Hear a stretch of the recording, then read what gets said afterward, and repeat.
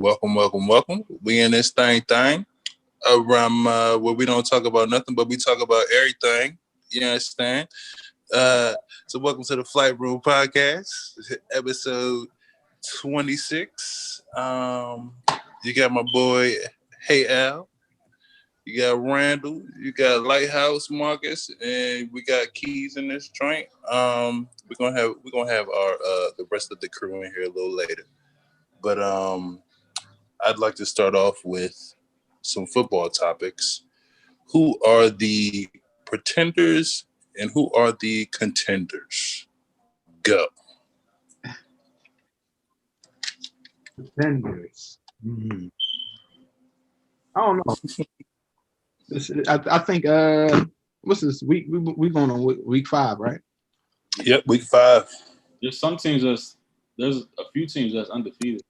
Be a quarter through the season. Off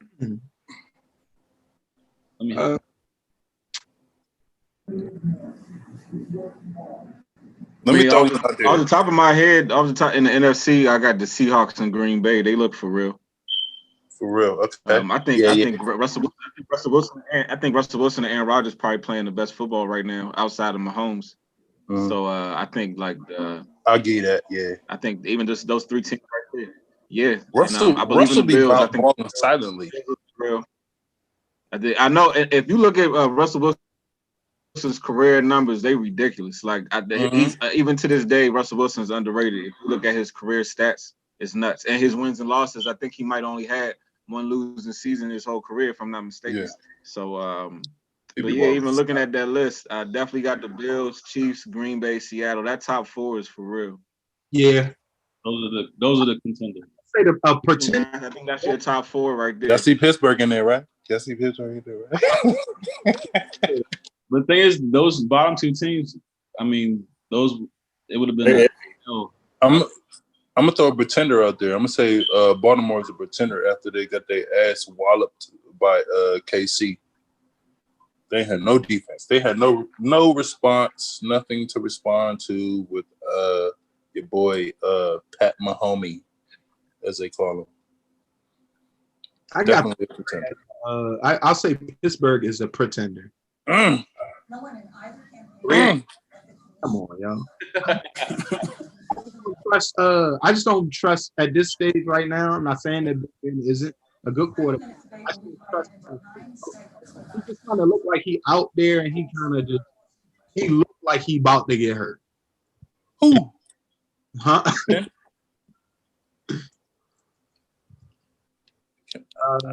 But yeah, the other top 4, yeah, definitely, most definitely.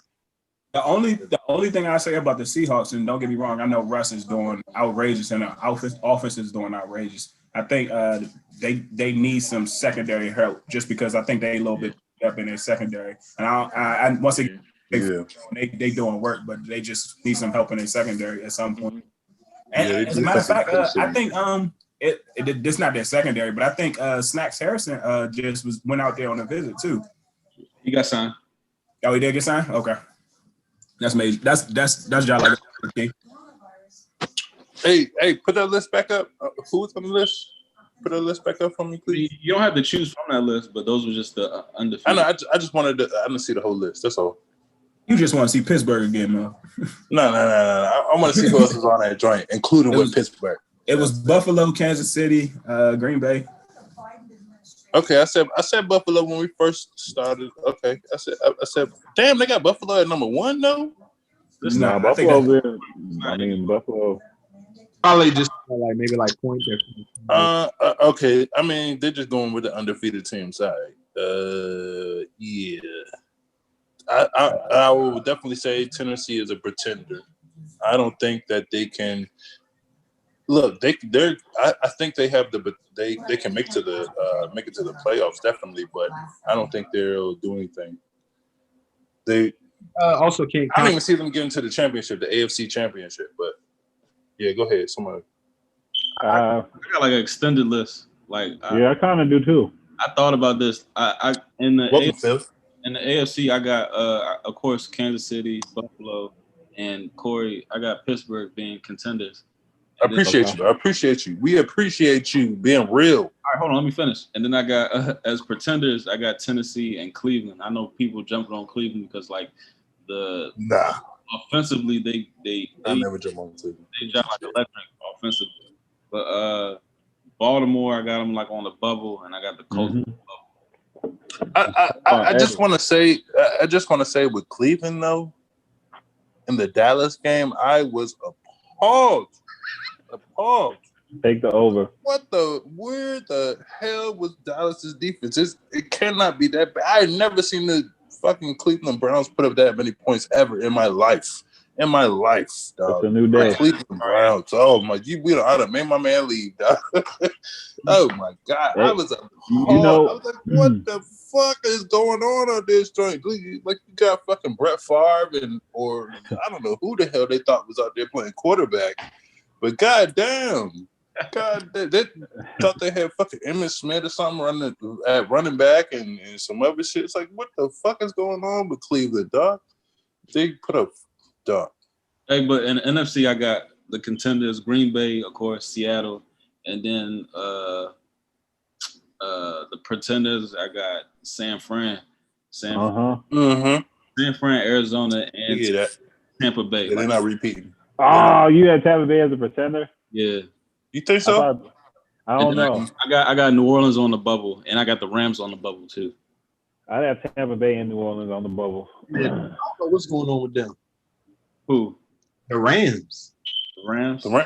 Nah. It's a quarterback. Jared Goff is who I thought he was. No, they're not getting out the gate like they used to. They can't score. But if you take it back to last season, I'm sorry, I have to bring it back to the Pittsburgh game.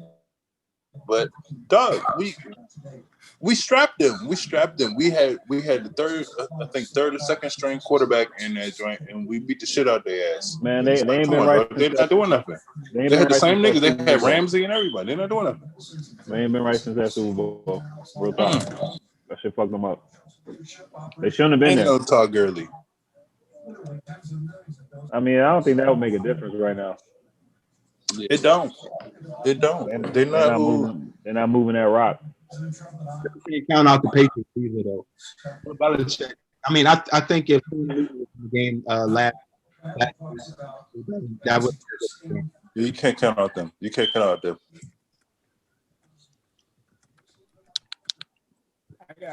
I got New Orleans as a pretender. Me personally, I got New Orleans as a pretender. I don't know. It just seemed like I would agree with that. They missing something. I know Mike Thomas out, but it just seemed like they are missing something. You think it's Muggle Thomas or more? I think it might be more. I think Drew Brees might be somewhat slumming down a little bit.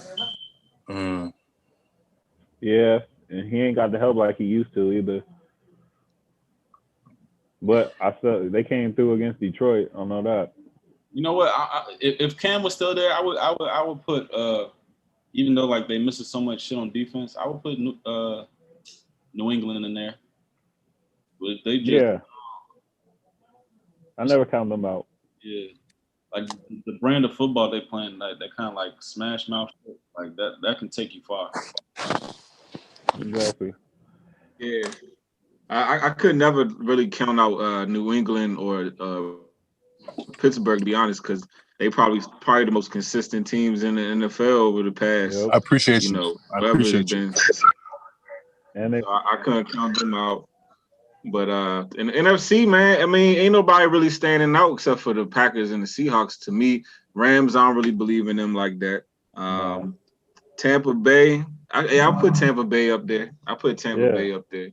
What about you don't like B-more like that? I think B-more's still okay. I don't know. I put them on the bubble. Even though they beat us, they didn't look that impressive. Right. They didn't look unbeatable. You know what I'm saying? Like, they didn't look close. They could have been way closer than so I don't think nobody in the NFC is really strapping though. You know what I'm saying? Nobody's really strapping out there. Niggas is putting up 30, 40. You're right though. The scores in the NFC is ridiculous. It's like 45 point, 38 point games. Like NFC just all offense. Bet the over. Green Bay got a pretty decent defense. That's why I think they're the best team right now. They let ATL put up like 30, 40 points on their ass too. They Those scored are scrub points. Those are scrub points. They scored like 14. What you mean? Who? ATL? Yeah. Nah. Green Bay. Pull it up. Nah. Shit. Nah, I swear they put up more points than that, dog. Come on, bro. I swear they put up more points. Not Green bad. Bay ain't really struggling here, dog. Green Bay ain't the Green Bay that we. Yeah, Green Bay ain't Green Bay. It was 30 to They 16. ain't been Green Bay in a minute. Yeah. 30 to 16. Yeah. Really? Yep.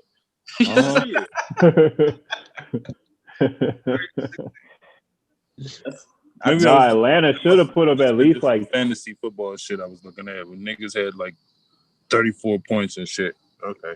Probably. Yeah, man. Nah, Calvin really didn't even have a fucking catch. Yeah. Oh yeah, okay. Yeah, you got Calvin really on your fantasy, don't you?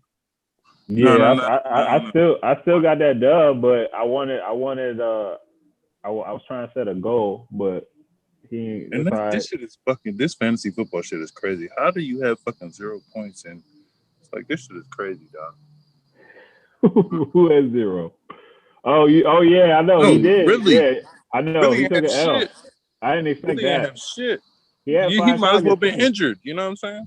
He dropped the touchdown. Shit. Dan Quinn gotta be the next one to go. Yeah, he's definitely on the. He's definitely. Dan Quinn. Yeah. He's definitely about to be out. Yes. Or the Jets the Jets coach. Yeah. Yeah, I think him too. Stag because So media, but Dan Quinn.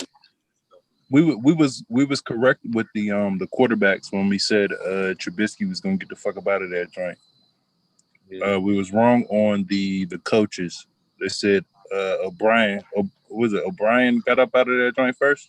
I mean, he was the first one. But we did touch on like how certain coaches, when they get too much power, like that shit backfires on how the GM and coaches. I still think Nagy's gonna be the next one. If he continues to run these stupid ass plays, he's gonna be the next one to get out of here. He got his job off of winning a Super Bowl, man. He ain't going nowhere. I'm telling you. With who? The Eagles.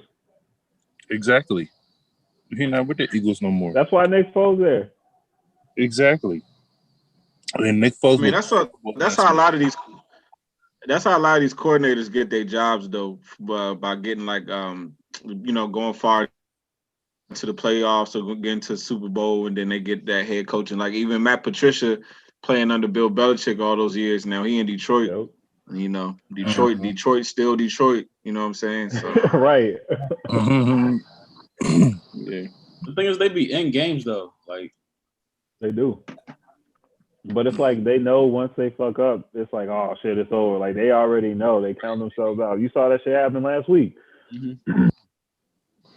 Once he threw that first interception, it was like, oh shit. And they were down. They were up 14-0. I'm like, damn, man, y'all just. And then it just happened. P, I think I play you this week in fantasy. Yeah. Yeah. I did see that. I was gonna do a trade with you, but I'm just gonna wait till next week. Get him keys. He got too many wins. I got you this week, Corey. Oh, I gotta give you an L, dog. Yeah, I lost 2 straight. So I need a little bounce back real quick. You know what I'm saying? Mm-hmm. Yeah, man. That's how it be, man. You need to take your lumps, dog. You need to take a lumps, as Randall would say. Nah, man. Lumps, dog. I lost McCaffrey and Mostert, young. Like, I'll probably still be undefeated if I ain't lose them niggas.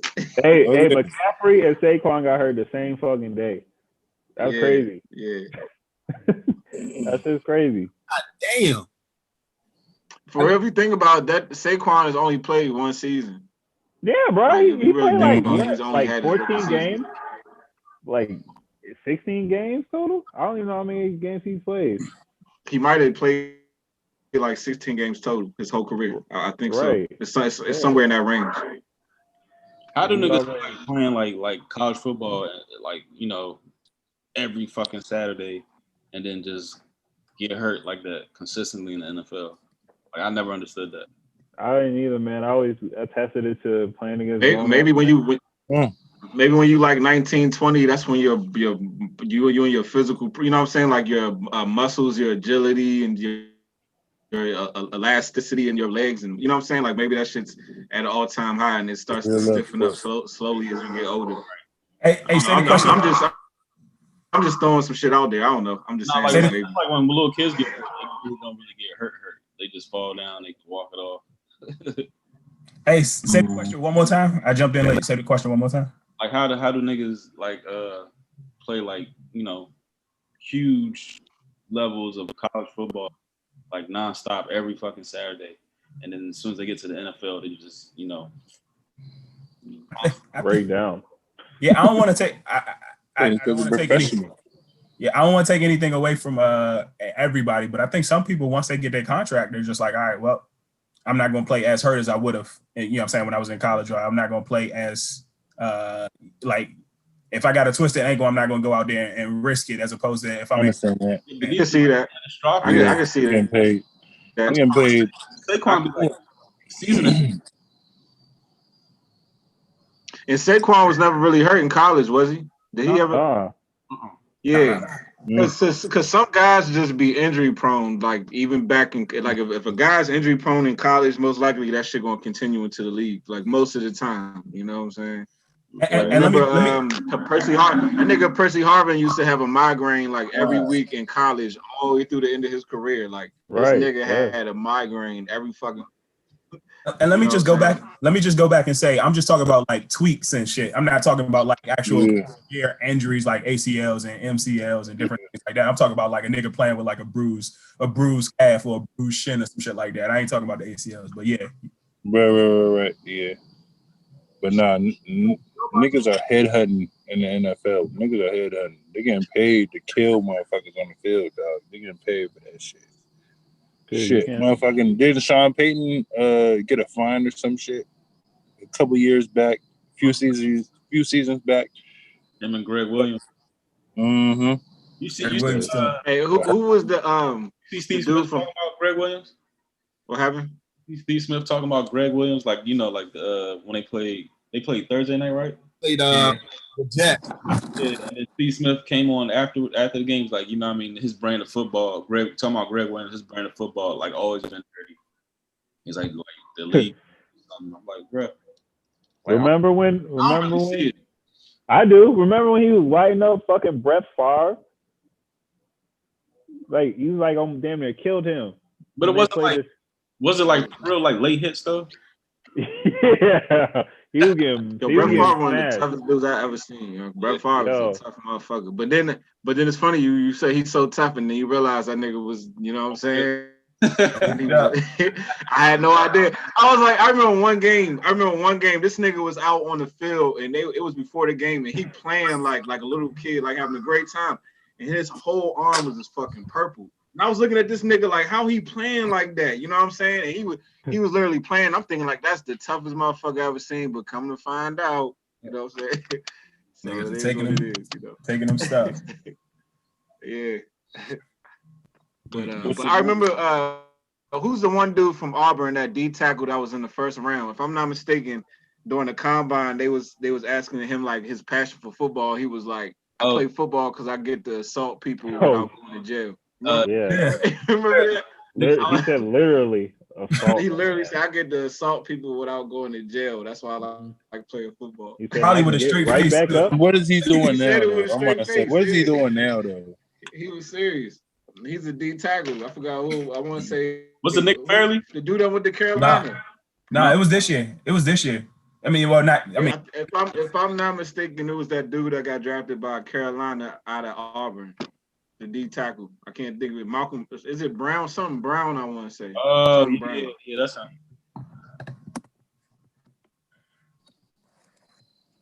Didn't Joe Montana like play without an ACL? Derek Brown. Huh? Who? Sorry. Yeah, Derek Brown. Joe Montana. Oh, sorry. I'm going back to Marcus's question. Derek Brown, Carolina. My bad. Yeah.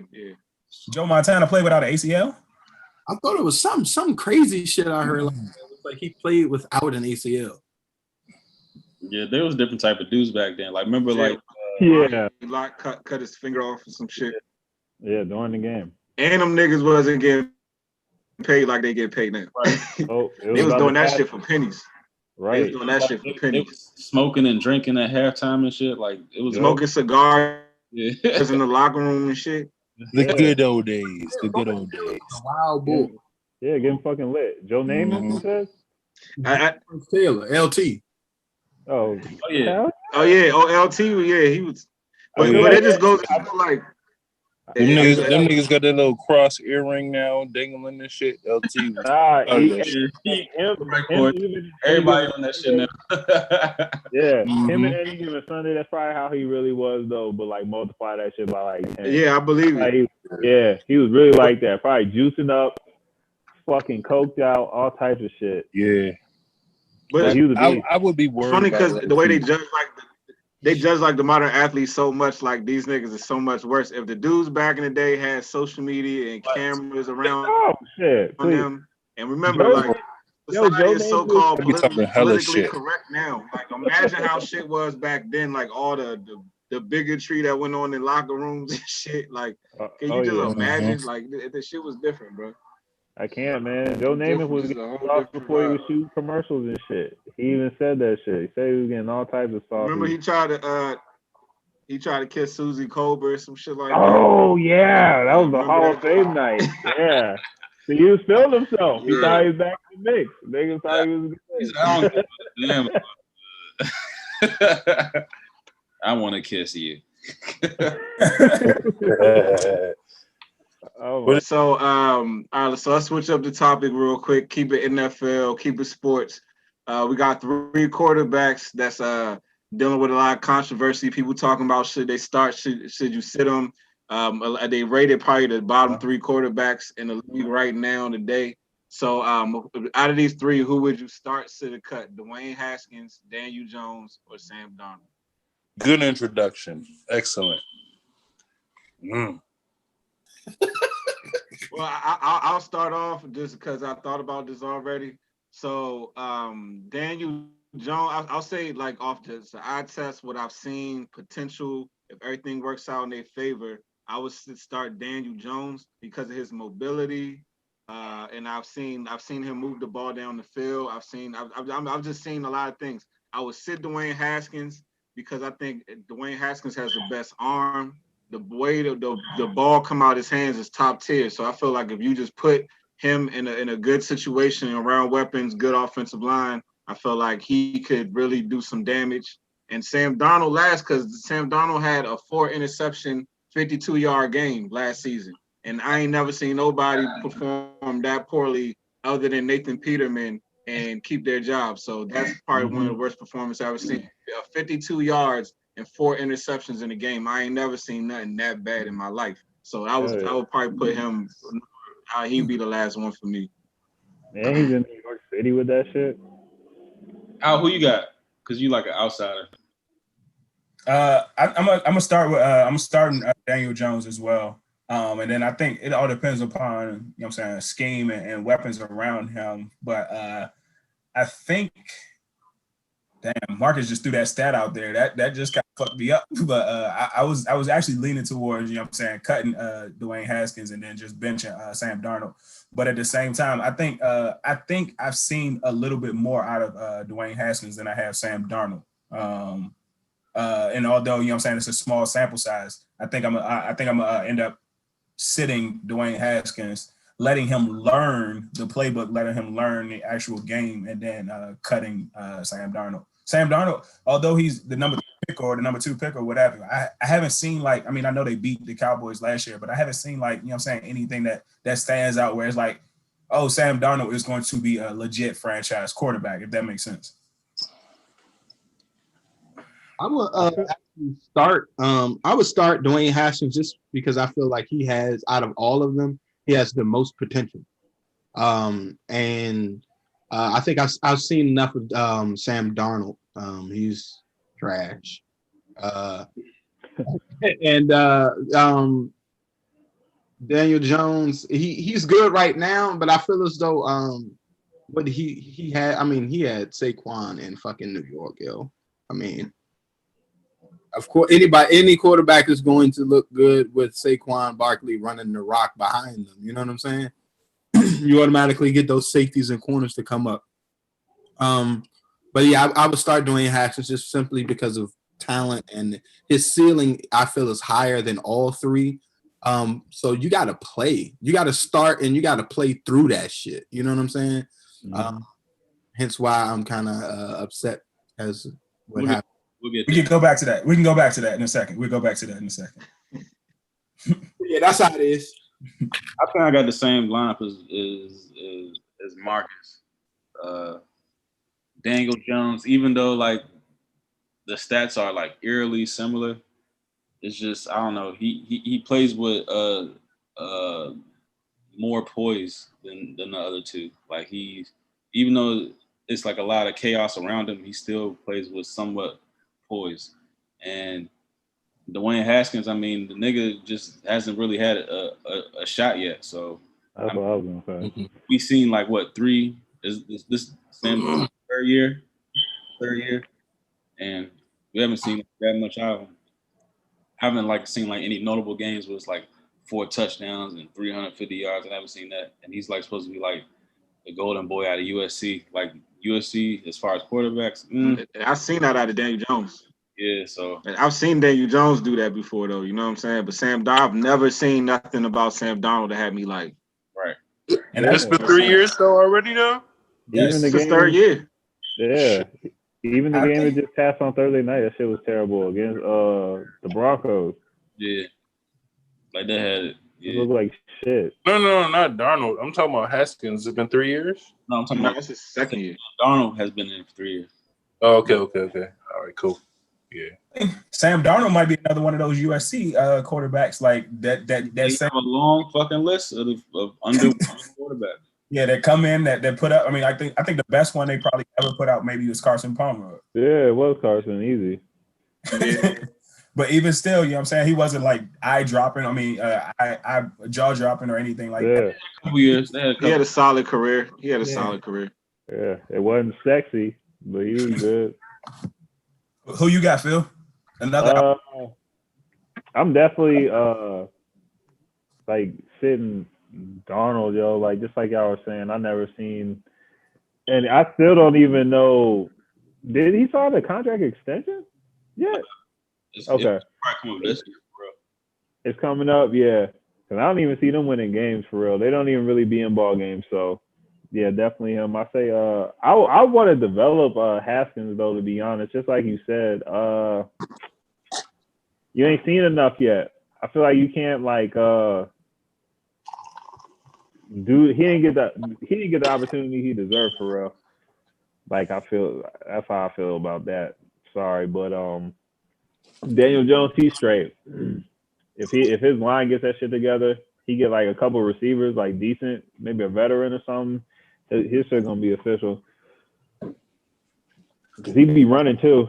The thing I like about Daniel Jones the most, I like his mobility. Like like he's a lot fat. He kind of, I'm not saying he's the same, but he kind of remind me of Andrew Luck with his mobility. Like he's a deceptively fast. You know what I'm saying? He gets faster as he runs. He accelerates. You know what I'm saying? So. Mm-hmm. You know who else is a sleeper like that too? This nigga, Sunshine. Trevor Lawrence. Trevor Lawrence? Nah, the other one. Gardner Minshew? Nah, the Chargers. Oh, Justin Herbert. Oh, This yeah. nigga look like that. Yeah. You see those two deep throws off his back foot? He looks like Chris Hemsworth. Yeah, I mean the thing with him with Justin Herbert, because this happens a lot. You know what I'm saying? Where like a lot of these guys, you know, it's like no one ever really sustains that shit. Eventually, at some point, the league gonna catch up. You know what I'm saying? And he's not gonna look like as incredible as he's looking right now in this. How some of those throws looked versus Tampa. Like this nigga was off his back foot and just dropping. Yeah, he actually played straight against them. Their defense is kind of, I don't know, man, a little shaky right now. Yeah, you look all right, man. But yeah, I mean, but either way though, he got everything you want. He got the mobility, he got the size, he got the arm. So you know what I'm saying? I think long term, like he gonna be fine. You know what I'm saying? But damn, Tyrod, you know what I'm saying? Like that nigga will never get hurt. He ain't getting his job back. He ain't getting it back. Hell no. He's just not. And they be calling plays different for Tyrod too. He don't even be getting an opportunity to throw like that. I feel like he don't be throwing that much. Who you talking about? Maybe, yeah, maybe his arm ain't like that or something. But this dude be fucking slinging it. Yeah. It's crazy. Pause. No. Hey, Corey, who you got? Everybody go. Corey, you got? I got. I think I'm gonna start Sam Darnold. Just because I like what I saw against him in the Broncos. I like what I saw. I mean, my man had at least a 40-yard run for a touchdown. That shit kind of surprised me. Yeah, dog. I think that shit took everybody off guard. I was like, and he gave Cuz a move. Yeah, he did. To get free. It's like, oh shit, dog. It's like, where did that shit come from? I'm like, all right. So I might have to go with Sam Darnold this starting. A run? I'm sorry. Go ahead. Yeah, no, all right. Yeah, dog. A quarterback. I mean, we're not talking about Cam Newton or Lamar Jackson or no shit like that. This nigga broke off the fucking tackle in the backfield. He got cut. He got a fucking defensive a tackle off of his ass, or was it a linebacker? I don't even remember. Either way, it's at least a 250-pound motherfucker who he broke free of in the backfield, and then gave a move to a fucking D back. You know what I'm saying? And went for a touchdown. I'm like, yeah. I'm definitely starting this man. You know, if he had the tools around him, you know what I'm saying? If he had the tools around him, yeah. I think Sam Darnold will be a fucking beast or whatever. So I'm gonna sit Haskins because he needs to learn or whatever. He needs to learn. He needs to learn the game. I'm not sold on Danny Dimes. I'm not sold on Danny Dimes at all. Like I said, I don't know how many motherfuckers picked up at the least Saquon Barkley, number 2 as far as fantasy football. I don't know how many motherfuckers at least picked him up. If you didn't get the chance of getting CMC, you definitely picked up Saquon Barkley. You know what I'm saying? He has at least the number 1, number 2, top 3 running back in the league, and you're still looking shitty. I know he's injured right now, but you were looking shitty when he was healthy. You know what I'm saying? You wasn't doing shit. You wasn't doing shit when he was healthy. Because I know Pittsburgh strapped his motherfucking ass. You know what I'm saying? Game 1, he wasn't doing shit. So yeah, Danny Dimes, you gotta get cut. I will say to all these Bama's defenses, like these Bama's, none of these Bama's have like the true weapons around them except for when Saquon was healthy. Like none of them Bama's like truly had like actual real weapons around him except for Danny Dimes. He had Sterling Shepard was never. I mean, Sterling Shepard never was on the field. He's receiver. You know what I'm saying? Golden Tate. He might have reached his peak, but I don't think we can classify him as a top tier receiver. Of course, Saquon is legit. Of course, we put that hands down without a question. You wouldn't put Golden Tate as a top tier receiver? No, I wouldn't. Hell nah. It's been a long time. Not even. Well, what do you mean a long time? Since he was with Megatron? It's Detroit, yeah. Yeah, I was gonna say Parsons. And that's probably because he doesn't have a quarterback that can sling the rock. Wasn't he in Seattle a little bit? Yeah, he was in Seattle. Was he? Yeah, because I think he was the one that caught the. If he didn't catch it, he was there for that Hail Mary game. Yeah, Rodgers, he was there for that. But like you said, it ain't nothing to get crazy over. Ask you this out. Who out of all 3 of the quarterbacks, who do you think has the worst offensive line? The worst what? O-line. Right now. Honestly, I don't know about the Jets offensive line. I know the Redskins offensive line is beat up, but I don't know about the Jets offensive line, so I wouldn't be able to get. I think it's a tie between them two. Yeah, from what I know saw Thursday. I don't know anybody on the Jets offensive line if that makes any, you know what I'm saying, like makes any deciding factor. I don't know anybody on the Jets offensive line, so that might. Do you know anybody on the Redskins offensive line? I do, but at the same time, they're a little bit hurt. So I don't know if Brandon Sheriff is considered, you know what I'm saying? I don't know if Brandon Sheriff is considered there. I remember Trent Williams. That was the only last person I remember on the Redskins offensive line. But Dwayne ain't never played with Trent Williams. Nope. Exactly. I want. So Exactly. Matter of fact, as soon as Dwayne got there, Trent Williams like stop playing. Let's get this out the way. Speaking about Dwayne Haskins, like this Get on it. The man got benched today, and a lot of the fans. I think the media has been spinning a different narrative, at least to me. You said a lot of fans. What you was breaking up? A lot of the fans like don't agree with the benching. I don't agree with it. Even if you wasn't fully on the Dwayne Haskins train, they not agreeing with the benching. Yeah. You can't. Random. It just with the whole question that we had to pose with Sam Darnold and Daniel Jones, they were allowed to make their failures out here and you know what I'm saying and get acclimated to the league. Still failing. Exactly. Yeah, and still doing failing. bullshit out this joint.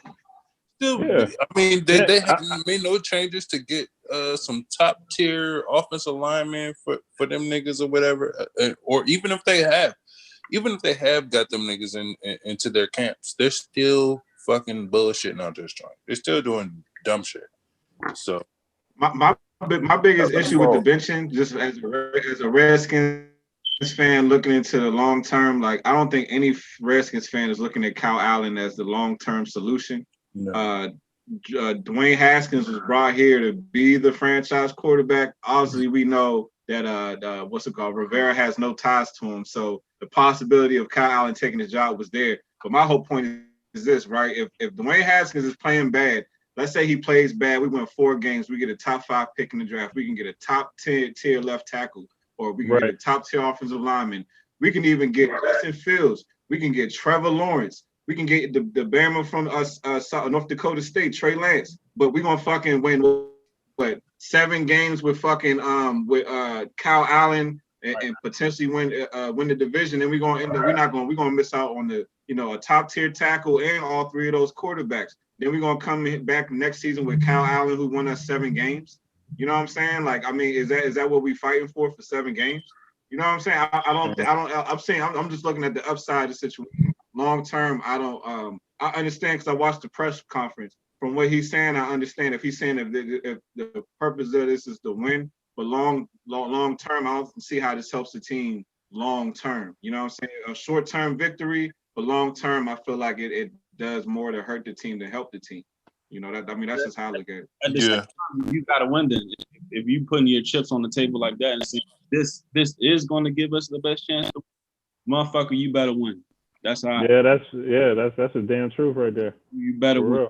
And the thing is, Kyle Allen about to come out here with no pressure at all. Like Dwayne Haskins was all under pressure game 1. Kyle Allen can come out this bitch and throw picks all day. He gonna be straight. You know what I'm saying? Nigga ain't got nothing to worry about. You know what I'm saying? No pressure at all.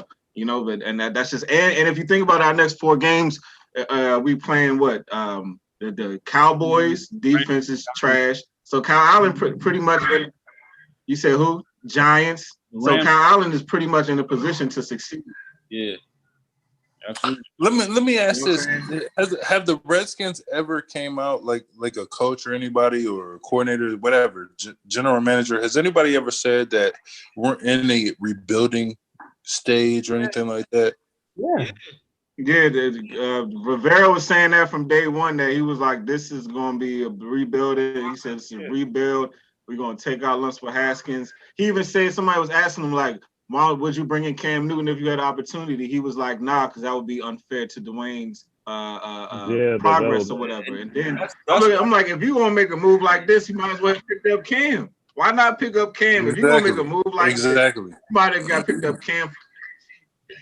You know what I'm saying? Then we would have had a real chance. Exactly my point. And then the thing is, if we would have picked up Cam, and let's say he would have took us to 7 wins, 8 wins, at least we know when we coming back next season, we got our quarterback. Happy with that. No matter what Kyle Allen do this season, It's He no would have won guarantee more he's gonna than. be our quarterback. Yeah, he probably would won have like won 9 more games. than that. Yeah. Yeah, he would have won at least like 9 games. Best case scenario out of Kyle Allen is Kirk Cousins. Is that what this is all about? Is that what I'm this is not even all for? expecting That's that. the best we're gonna get. And that's hoping. That's hoping that he gonna even be that good. You know what I'm saying? What's the record right now? I don't know. The record right now? Oh, what you think, Brian? You've been quiet on the topic. You know what I'm saying? Redskins fan, bro. What's up? I don't know, man. Like I don't really know how to feel, man. I just feel like you said, long-term success. This ain't it. We've been down this road since I have been born. You know what I'm saying? Like it's nothing different. This is no different than any other season that the Redskins.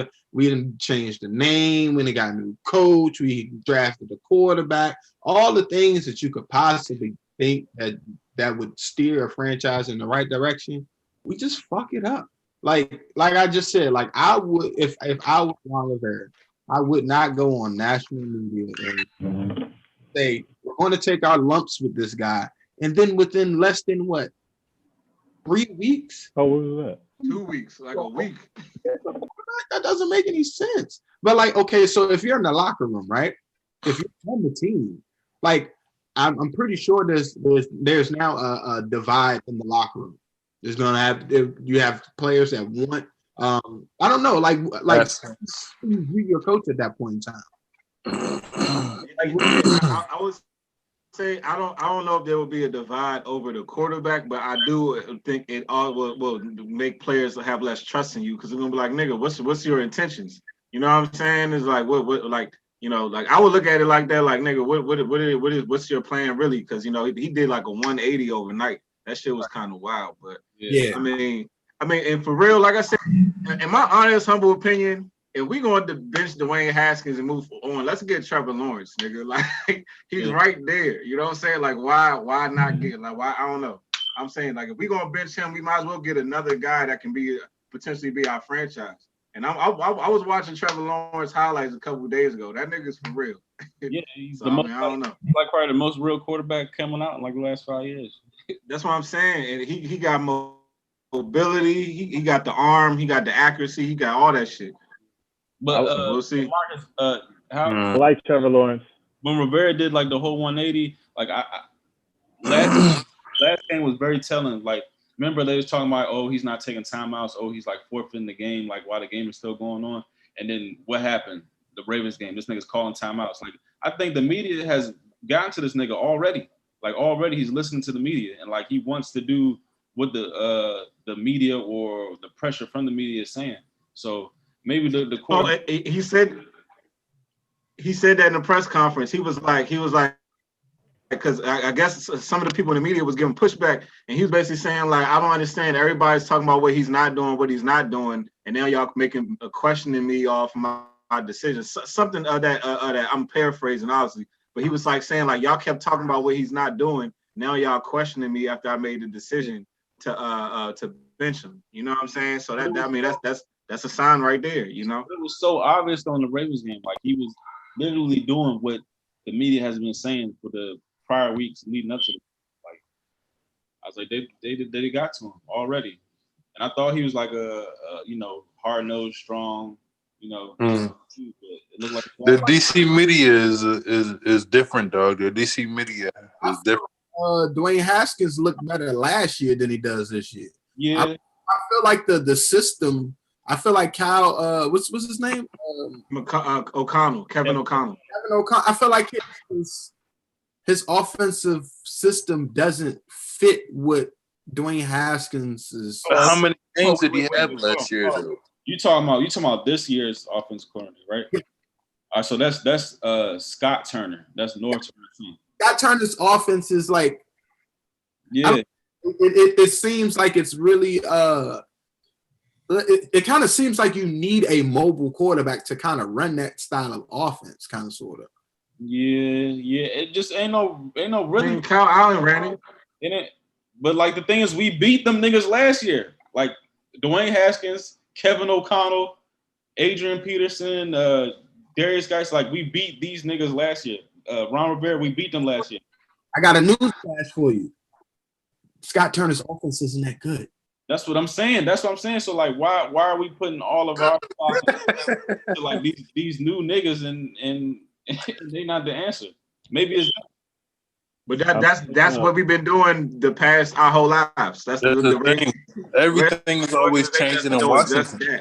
Just that right there. That's what. There's too much shit changing in Washington. So. Nobody wants to sit there and just let a nigga take his lumps for the first year or the second year. You know what I'm saying? Niggas always trying to change some shit in Washington. And then they was talking about like that fourth and goal play when Dwayne Haskins didn't throw in the end zone. Nigga, every fucking Ravens player had their fucking feet in the end zone. How was you gonna throw it in the end zone? And that's right. Like and then when Rob, what'd you say, Brian? What'd you say? They said it was a test. What the fuck does that mean? But that don't make no sense because how you gonna come out and say? He even said himself. He said we got 52 guys on this team. And now we can't hold the whole team back over one guy. And I'm like, when you gonna run a stupid ass play instead of kicking a field goal, getting points because you want to run a test on one guy? What fucking sense does that make? I don't know if y'all noticed, but Troy Apke been some ass. Troy Apke been playing like some shit. Yeah. Jerron Christian ain't really been playing good. There's other guys on this team that's not doing their job. You know what I'm saying? You can't just put it all on one guy. That's how you know there's a level to this that's bullshit. Just the fact that you've been trying to. But that's how you know he's trying to make the media is all about him. Of course, there's a level to the bullshit. Of course. Yeah, Landon Collins ain't been playing up to par either. But that nigga starting, no. Yeah. Man, like I said, Landon Collins been playing like ass. Why he ain't got Cameron Curl out there? You know what I'm saying? Like, come on, man. Hey, but for real, if we're not going with Haskins, we need to get a quarterback in this draft. I like that idea you talking about. Because I don't want Kyle Allen to be my quarterback next year. But I don't want Kyle Allen to be my quarterback next year. I mean, you got to. I don't care how good he plays. You got to finish dead last to get. You said what? You have to finish dead last to get Trevor Lawrence. Yeah, I don't know. It's looking like I take Justin Fields. Justin Fields, he looked kind of like Cam Newton just off the eye test when you watch him at but just how he runs and how he moves, he looked like Cam Newton. I could see him. Can I ask y'all this? Was y'all happy to lose Gruden and then get Ron Rivera? Yeah. Gruden ain't doing shit. I thought he would be the complete opposite personality of Jay Gruden, but this is some Jay Gruden shit right here. You know what I'm saying? I didn't expect that at all. Folded, like you thought he was a strong dude. This nigga folded already to the media. Like I know, I didn't expect that. And you know what? To be honest, the whole and you know. Wish him well in his health and everything, but just that shit too. Just slide to the left, foot down, bro. Put your foot down. Like it's like like what are we doing? Like it's I don't know. It's just too much right now. I'm just like I don't even really care. Like them niggas is on their own right now. Fuck them. I mean, hey. If Kyle Allen come out and ball, hey, I mean that's cool. But after this season, I'm like, what's next? Yeah, like, you know what I'm saying? That's how I look at that shit. You know, there's no way. There's no way. No, I just don't. I don't see it. But yeah. Would y'all want to see Alex Smith back on the field? Fuck no, this nigga. Hell no. He is one hit away from being like just in a wheelchair. Yeah. That's the most disrespectful part of this shit. This nigga's third string now. Like, come on now. Mm-hmm. That's why I tweeted to Julie Donaldson today. I was like, what type of fucking like movie are y'all trying to write? Like, come on, this should look like a fucking like a 30 for 30 piece like in real time. Like, stop doing it. Yeah. Somebody do something. I feel sorry for Terry McLaurin, yo. This dude could be like he could be way better than what he is right now, but he's like in the midst of this dumb shit.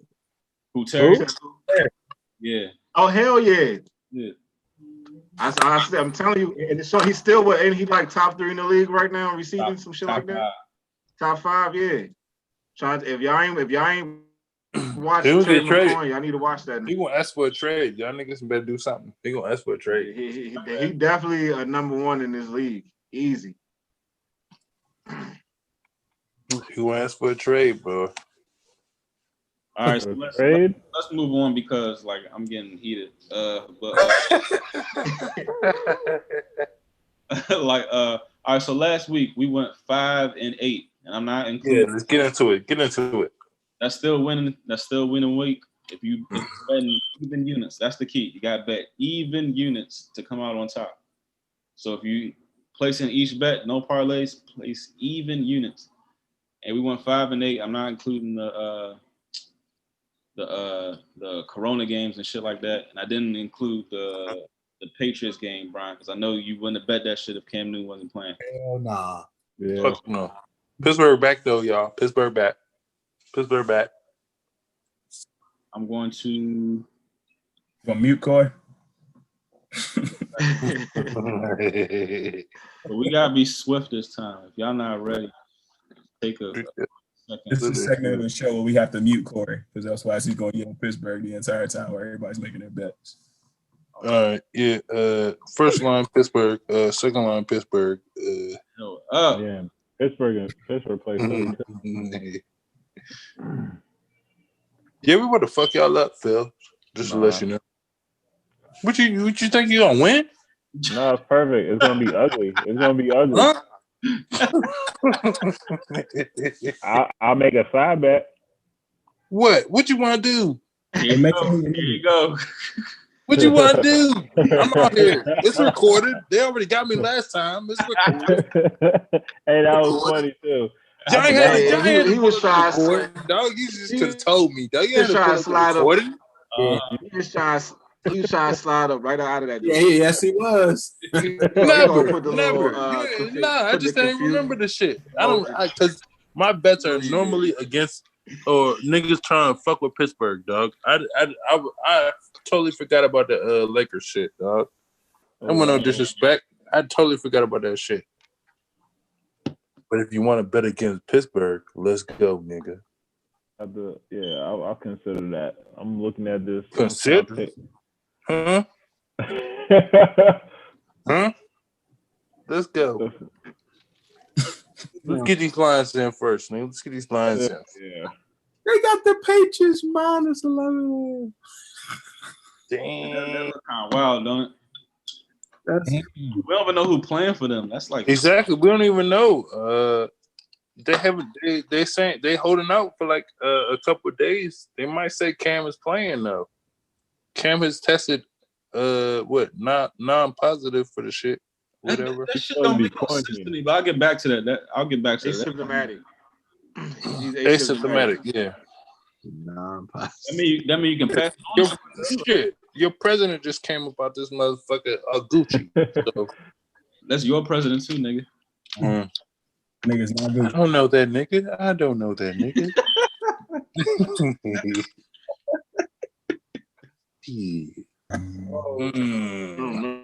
Man, they doing the Raiders job great for an interconference game and a divisional game. Yeah, they disrespecting them for real. 12.5. I got that being a little closer. Yeah. What you gonna do? Where the Raiders at? Oh, they're playing KC. Shit, I don't think it's gonna be close. All right, well, I'm gonna go with that one. Y'all ready? I don't know what I don't know what to call it, but yeah, we can go ahead. Collectively, y'all ready? Yep. Hey, P-Shack sent his in too, just so you know. Yeah, he said, all right, P-Shack is going -7 with the Seahawks. I can see that. Where they at? Put him out. Seahawks. Minnesota. Oh, they got Minnesota this week?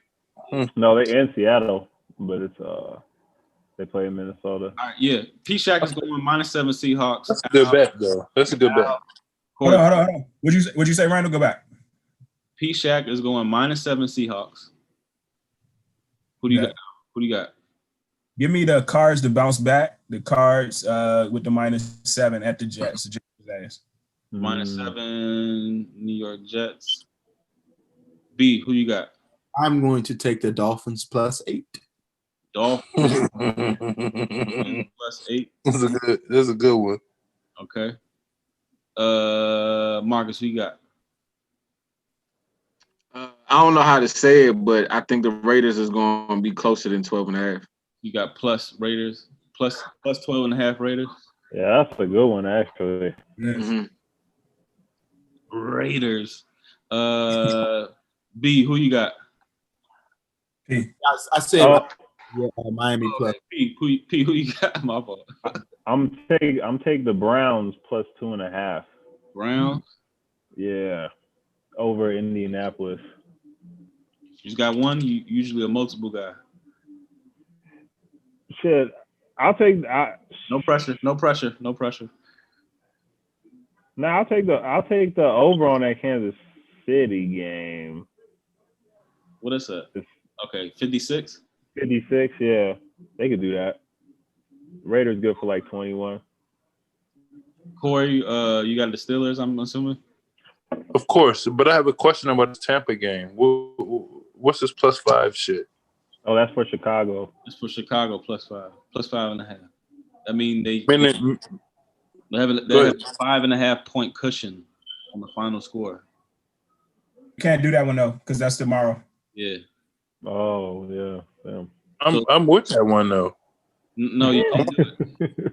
I wanted to bet on that because I know Tom Brady's gonna beat that ass. But all right, so you got the Steelers -7, and what else? Anything else? +6. What? All right, I'm looking at this Cardinals game. Cardinals. Jets. Cardinals Jets. So you got the Jets -6.5. Yeah. Even though what you just bet on? I'll put that too. Yeah. No, okay. And I gotta give three. I gotta give 3. Yeah, no. Yeah, no. I got the Texans -6. I got the Browns on the over. The Browns game on the over. And I got the Saints -7.5. I think I don't know how the rookie's gonna act on the main stage on the bright lights. I know Monday night they're in New Orleans too. I looked at that one too. One's different. It's a different type of atmosphere on Monday night. With nobody in that fucking Coliseum though. That's fine. They got the Alpine. No, it's not. They fucking got scrapped by Tampa Bay. They beat Tampa Bay that week. Or was it? Yeah. No, the Chargers lost. Yeah, that's what I got. I might fuck with that Dallas and Giants over though. Over? No, I would fuck with that joint too because that because don't let us sway you, B, because you 54 though. It's right on that +13. The Giants don't put up no puntos, man. Yeah, no. And the Dallas has the horrible. I can't believe the fucking Cleveland Browns. Dallas averages like 38 points a game, dog. They're doing unbelievable. Hey guys, y'all are covering. I can't believe y'all niggas. Listen, Alex. Listen. I don't want to be that. No, I want no bullshit, dog. That's unfucking believable. From the fucking Browns, nigga. This was a nigga. This was a fucking team that went. They didn't win shit. It was at least 2 seasons ago, dog. Come on, dog. It's not good. Can I explain? Go ahead, Al. Explain that bullshit. Go ahead. For one, the Browns actually every team we played this year has a legit offense. I mean, like I'm still not saying our defense is top tier. Our defense has actually been playing like trash. Like, don't get me wrong, but every offense that we has a good offense. We played the Rams, we played the Seahawks, we played the Falcons, and then the Browns. Browns are a good team. Maybe not the greatest. I'm gonna hear that bullshit. Browns. Go ahead. The Browns maybe not the best team. I'm not saying the Browns are a Super Bowl contender, but the Browns have a fucking good ass offense. I mean, they have the star power to put up plays. And I think it's so early in the season. I think it's so difficult, you know what I'm saying? Like, especially with no like off season and everything like that. We brought in Mike Nolan, and that nigga, I'm not sold on him yet. But at the same time, I don't want to write him off yet, just because like that Bama hasn't coached the defense in however long. So that might be that might be at a red flag, but at the same time, he ain't had the opportunity to actually like get acquainted with his defense in a true scheme of things, just because, you know what I'm saying, like we know how the offseason was. So I don't know.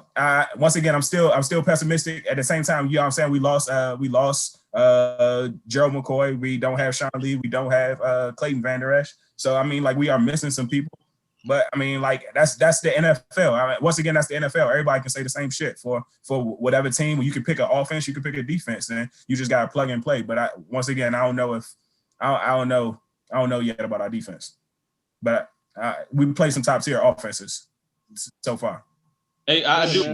Odell was like one of the best offensive games I ever seen. Like from a player. Like Odell had like the running touchdown. He had the 2 catching jumps. That's some bullshit. That lost me my fucking game. Every catch was like either a first down or a touchdown. Like the nigga was. That was his best game. That's bullshit.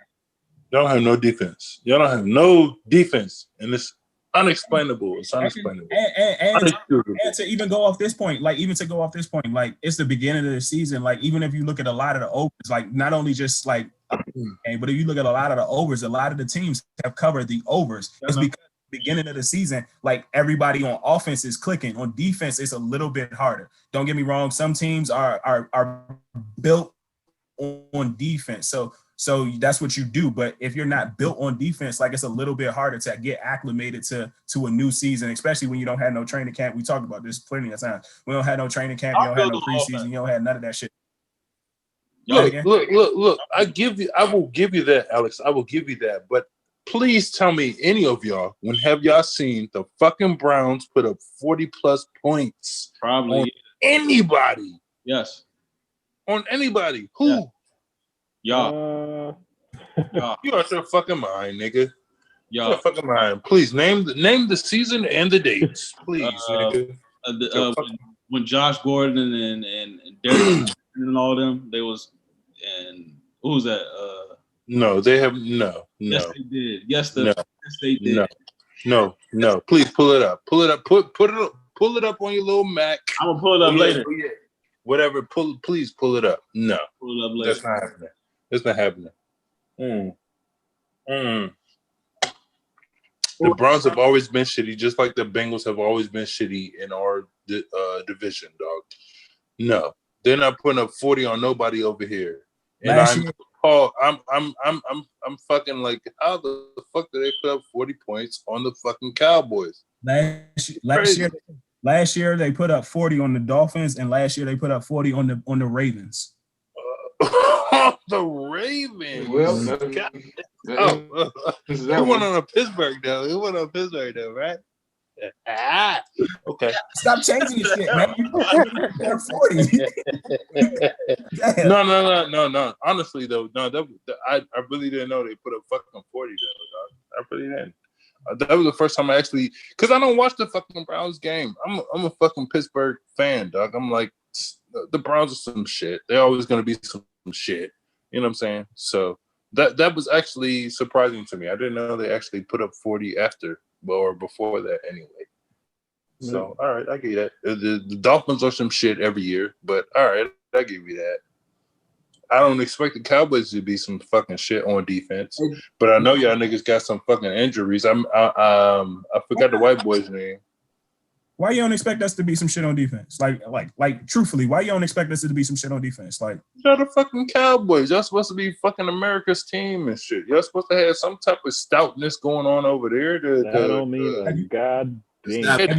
It don't. But come on now. Have you watched the last couple of years? Like, even if you look at like all our draft picks, like I mean our top tier draft picks, and I know you don't necessarily always build through the draft, but if you look at our top tier, y'all always trying to outscore somebody.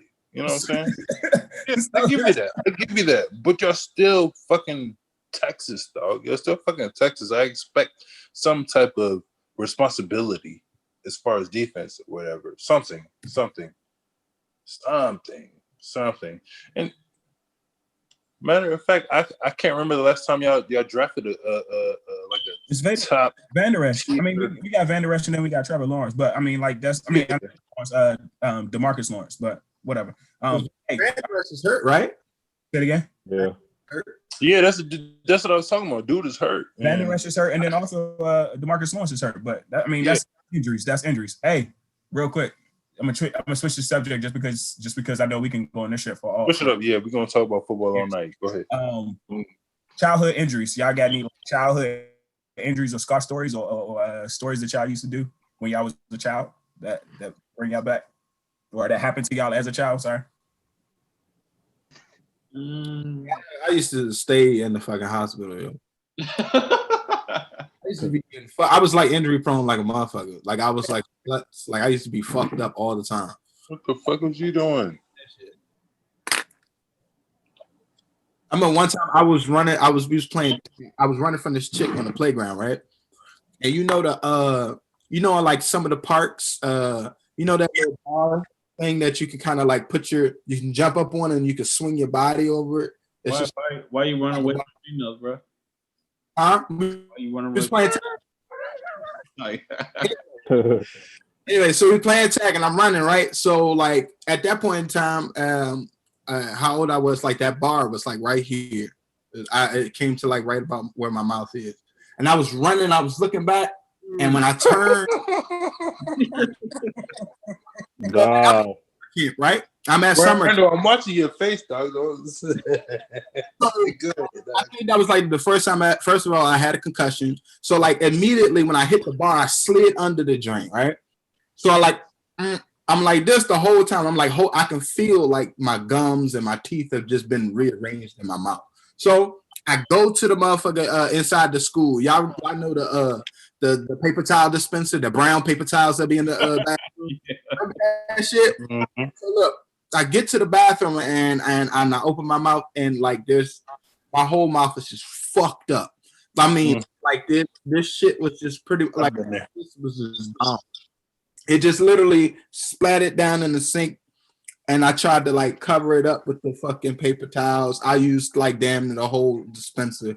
My mom came, she was like upset and all sorts of shit. But like that was the first time I had a concussion, and I still technically have like a scar right here in my mouth from that shit.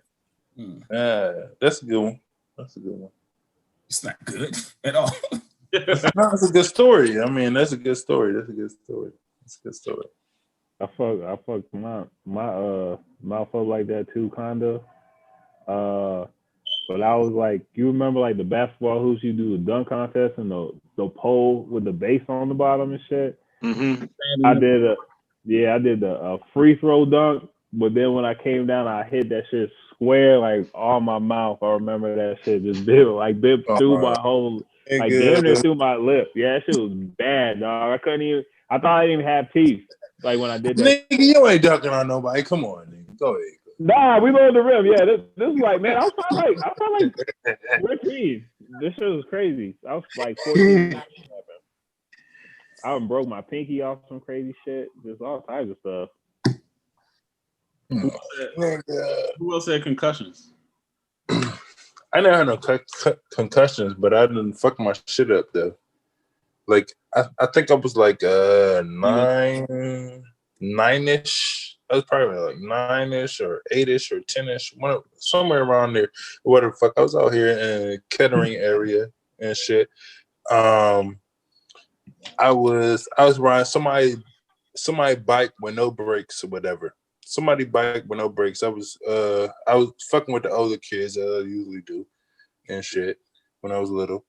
But I was riding this bike and I rode down the fucking hill and shit, and that shit ain't had no brakes on that motherfucking bike, and that shit went straight into the street, and I fell right the fuck off that joint, and dog, my face went straight forward, straight off the goddamn asphalt, and skipped all my shit, fucked all my shit up. Like my motherfucking teeth, when they had a dog, niggas could hear me coming down the street crying and yelling and shit. I was crying like a motherfucker, dog. My shit was fucked up. I went to the dentist like maybe a week later or whatever the fuck. My shit had my two front teeth were like gray and shit because I hit that shit so fucking hard. It was like my teeth had bruised or some shit. Like nerves had bruised. No bullshit, dog. My two front teeth turned gray and shit, dog. It was like a fucking bruise and shit, or whatever the fuck. Well, what took you a week to go to the fucking dentist? No, because I was going through like the other shit. You know what I'm saying, with the medical shit. Because my arm was all skint the fuck up because it slid the fuck across the ground and shit. And I was fucked up. I got pictures, dog. I got pictures. I was like, my whole fucking arm was like I was in like it wasn't a cast, but it was like a whole fucking like a mummy type shit. Whatever the fuck it was, dog. I forget the name of the shit. But my whole shit was wrapped the fuck up, dog. But my two front teeth was gray at the point in time, and I had a fucking wrap around my whole goddamn arm. My whole arm got skinned the fuck up and shit. Yeah, that's my fucking scar story. And I don't got shit on my face right now, but dog, that was a rough time, dog. That was a rough time. I was fucked up, dog. I was fucked up. I got fucked up. I had some broken bones. I think I broke my wrist 2 times. Same wrist? Same wrist, left wrist 2 times. Damn, boy. 10th grade or going into 10th grade, and then actually I think probably like 8th grade or something like that too. But I think my other jump, like I used to get hit by cars. And what? Yeah, I used to get hit by cars. What do you mean, random? What the fuck? I think I got hit by. So I got hit by. You have to pause this session. You got hit by cars. Yeah, I got hit by cars. It sounded like you said cars as multiple. Plural. Yeah. So I think the first. I mean, like, what are you doing? Man, I was bullshitting. I remember one story. I'll tell you. I was bullshitting. That's not a good answer. Go ahead. At elementary school, like you know what I'm saying, we used to go to the bus stop. As we went to the bus stop, right across the street from our bus stop was a fucking little white dog, and that John used to always, like, no matter who was walking, that John used to always like fucking around, do that shit all the day. So like I was messing with that junk, like my man came down the steps, and I was messing with that junk, started chasing, I started running down, and then all of a sudden I just darted across the street. And as soon as I darted across the street, motherfucking car hit me. I mean, it's a residential neighborhood, so it couldn't have been going no more than like 30 or 40. But that junk hit me. Man, went to school and went to the nurse's office and told the nurse that I twisted my ankle playing football, so I could still play flag football at recess the same day and shit.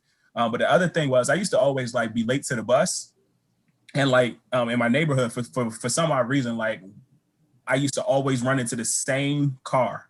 Like this car was parked, and this is a fucked up. Yeah, it's a fucked up story because this is a funny shit alive.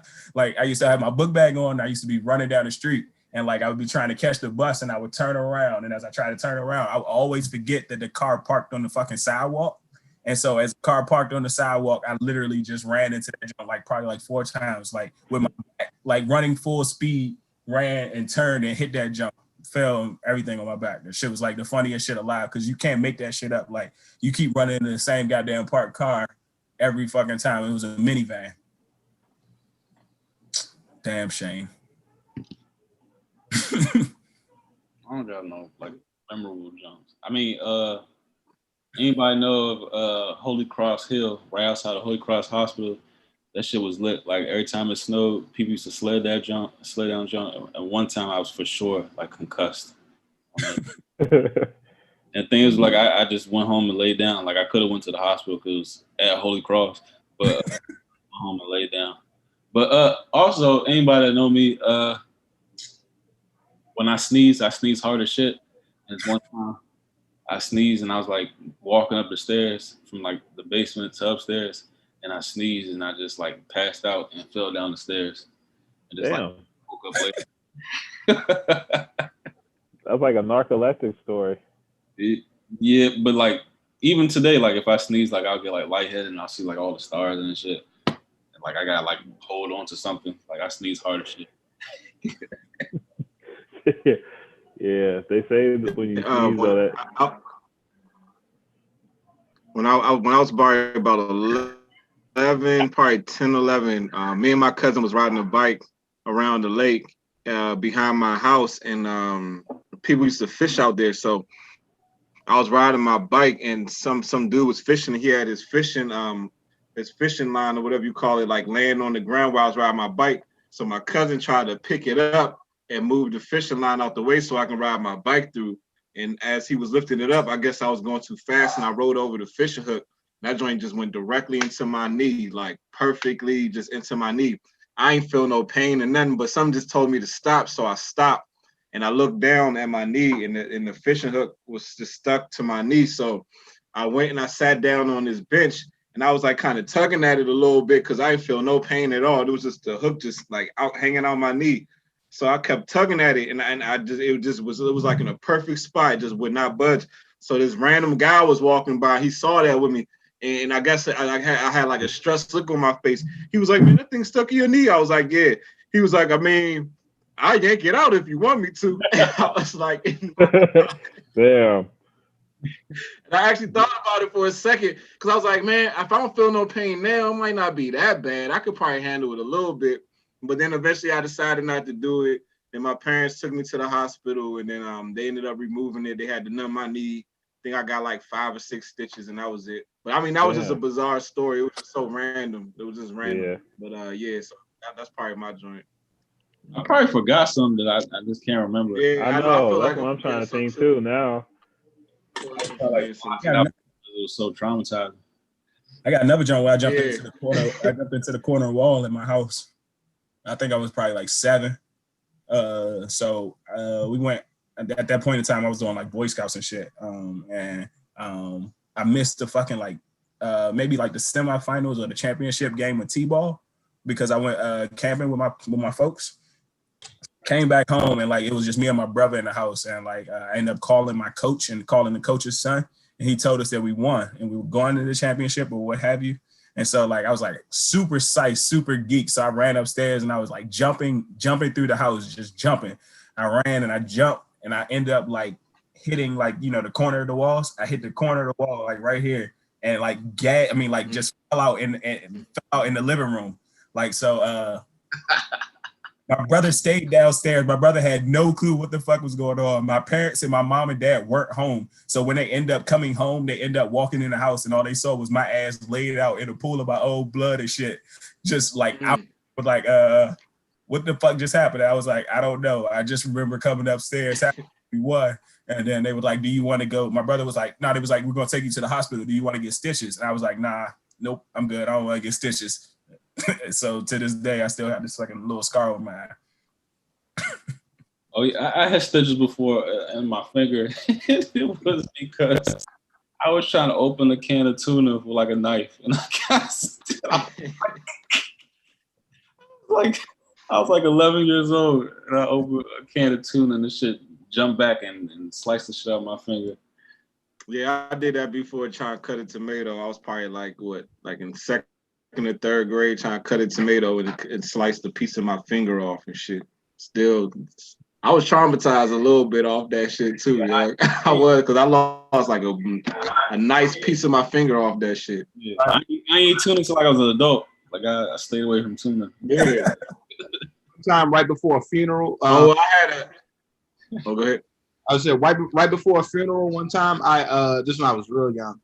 This is like I was so amazed with like how sharp like razor blades was, and my dad was like, "Leave them razor blades alone. Them razor blades are sharp." So I was like, "All right." So I took the razor blade and I literally was like, "It can't be that sharp." I took my thumb and I just rubbed it across the top of that joint. I did the same dumb shit. Just like curled up, like my skin around it just curled up, and I bled so goddamn much. It was ridiculous. Dumb motherfuckers. I did the same dumb shit. Hey, did y'all? I think every kid does some shit like that. Yeah. Did y'all ever put your tongue on a 9-volt battery? No. Yeah, I used to do that shit. know how much I did that shit. I was like, oh, what the fuck? I used to do that all the time. Actually, I was weird, man. I used to like force my teeth out and shit. Like when I had a loose tooth, I used to like enjoy the pain. That shit is weird, and I used to like force it. Like that's weird. Ain't that strange? But I used to like do that shit all the time. I think that's why I had to get braces at some point when I got older. Oh, I don't know. That shit is weird. It's because when you used to get fucked up back then, you just take a nap. That shit off.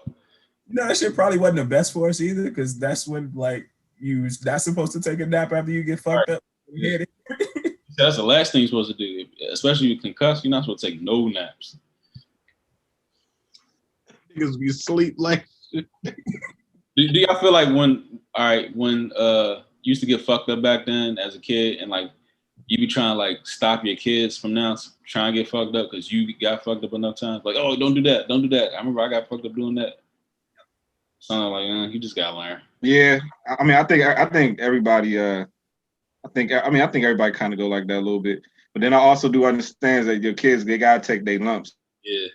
You know what I'm saying? It's like it's a part of life. Like you got to. Like everybody gotta go through that shit. You know what I'm saying? Like we've all had our little dings and shit growing up. You know what I'm saying? And little injuries and burns and cuts and scrapes and shit. Like we all have been through it. Knots and shit. One thing that scared the shit out of me times is 2 times this motherfucker was choking and I had to fucking spring into action.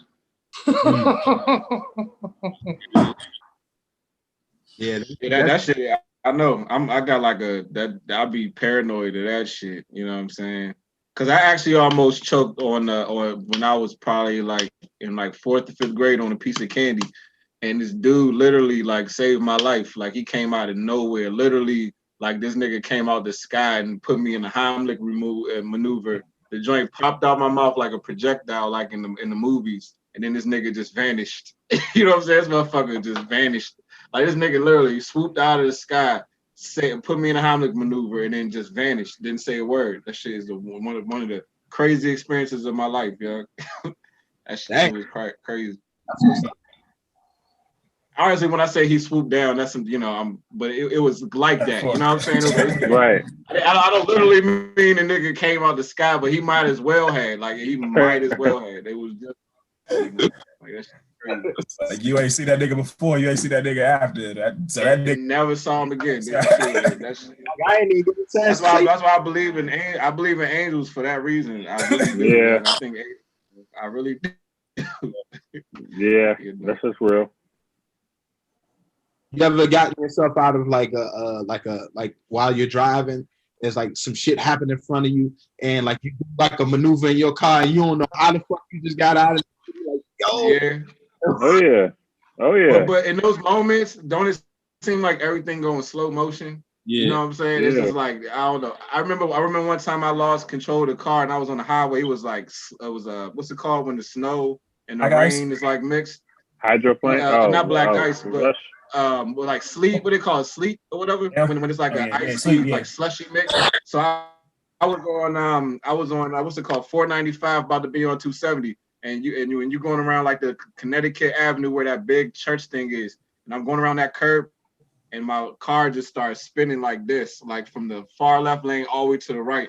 And I'm like looking, and when I turn in against traffic, I can see every single face looking at me, every single car. It was like it just felt like that slow, like where I could see every single car. And I don't know how I just sped all the way to the other side of the what's it called, the right shoulder. Don't know how I ain't get hit, you know what I'm saying? But I was fortunate in that situation too, you know. Yeah. That shit does happen though. Yeah, I thank God. God, What'd you say, B?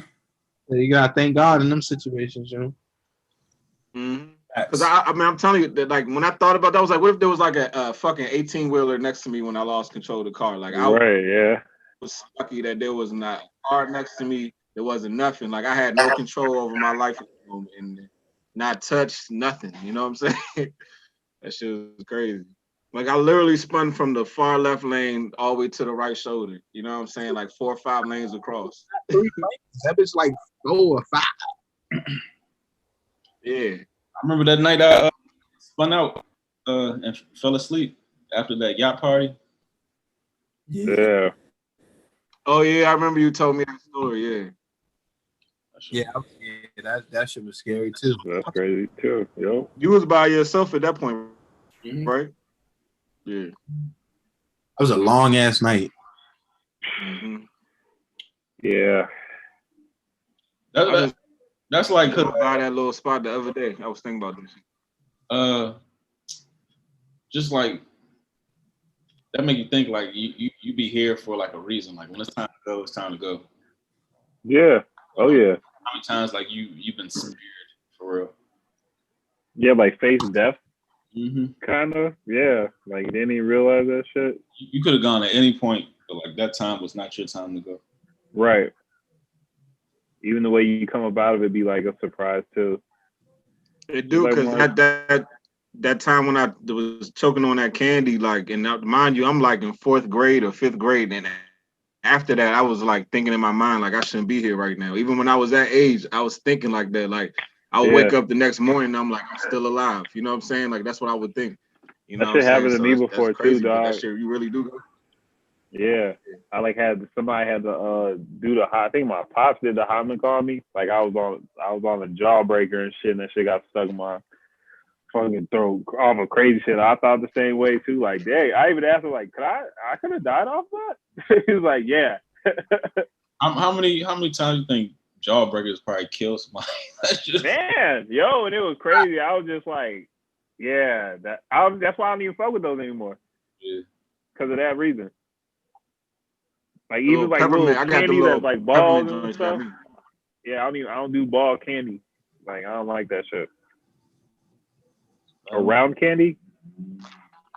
That with Caden, it was a Jolly Rancher. Fucking slap the shit out that joint out of. Yeah, that's why you gotta make sure we stay prayed up. Yep. Oh yeah, most def. Bring it home. I'm throwing the oop. Nigga. I got you. So last week we actually was talking about we had a conversation about churches and different things, churches and like what churches can or should be responsible for within the community. I think it was actually your question that brought it up, B, about I think B, you posted a question last week, maybe not, but it was like should churches be more involved and more in tune with helping out the homeless population and different things of that nature. If it wasn't you, forget it. But we talked about that last week. So I was just going I guess the question this week is what y'all think about pastors getting paid? And some of these pastors are getting paid, and some of these pastors are getting paid for their services. What are y'all thoughts about like the different aspects of pastors getting paid? And before just not necessarily just getting paid, the amount in which some pastors are getting paid, if that makes sense. Well, before we even start, just even like how do they get paid in general? Even like the lowest, the ones who make the least amount of money, like how do pastors get paid in general? Like how do they make their money? Is it strictly off offerings? I feel like isn't most of it off those donations? 1,000 offerings. Is that what is all off the offerings and tithes? That's literally how they get their money. For the I don't most know. part. Yeah, because I don't know if they're on salary or anything. Yeah, they are on salary. They are. Yeah, okay. I didn't know that. So who pays them? From whom? The church. The church pays them. But like, all right. So, so how does the church get their money? All right. So I got a little bit of knowledge about this. So I'll break down what I know from my experience. So basically the same way like with jobs and everything, how like they plan in the year in advance for everybody's salary within like the company or what have you. The same way most churches, or at least my church, that's how we operate. Whereas though you plan in advance, how much the church is going to, how much the pastor is going to be paid, and what his salary is as far as like the medical bills, the different expenses and everything that goes along with it. Where some might get car allowances, medical allowances, housing allowance, and different things of that nature, but they also still get a typical salary attached to it as well.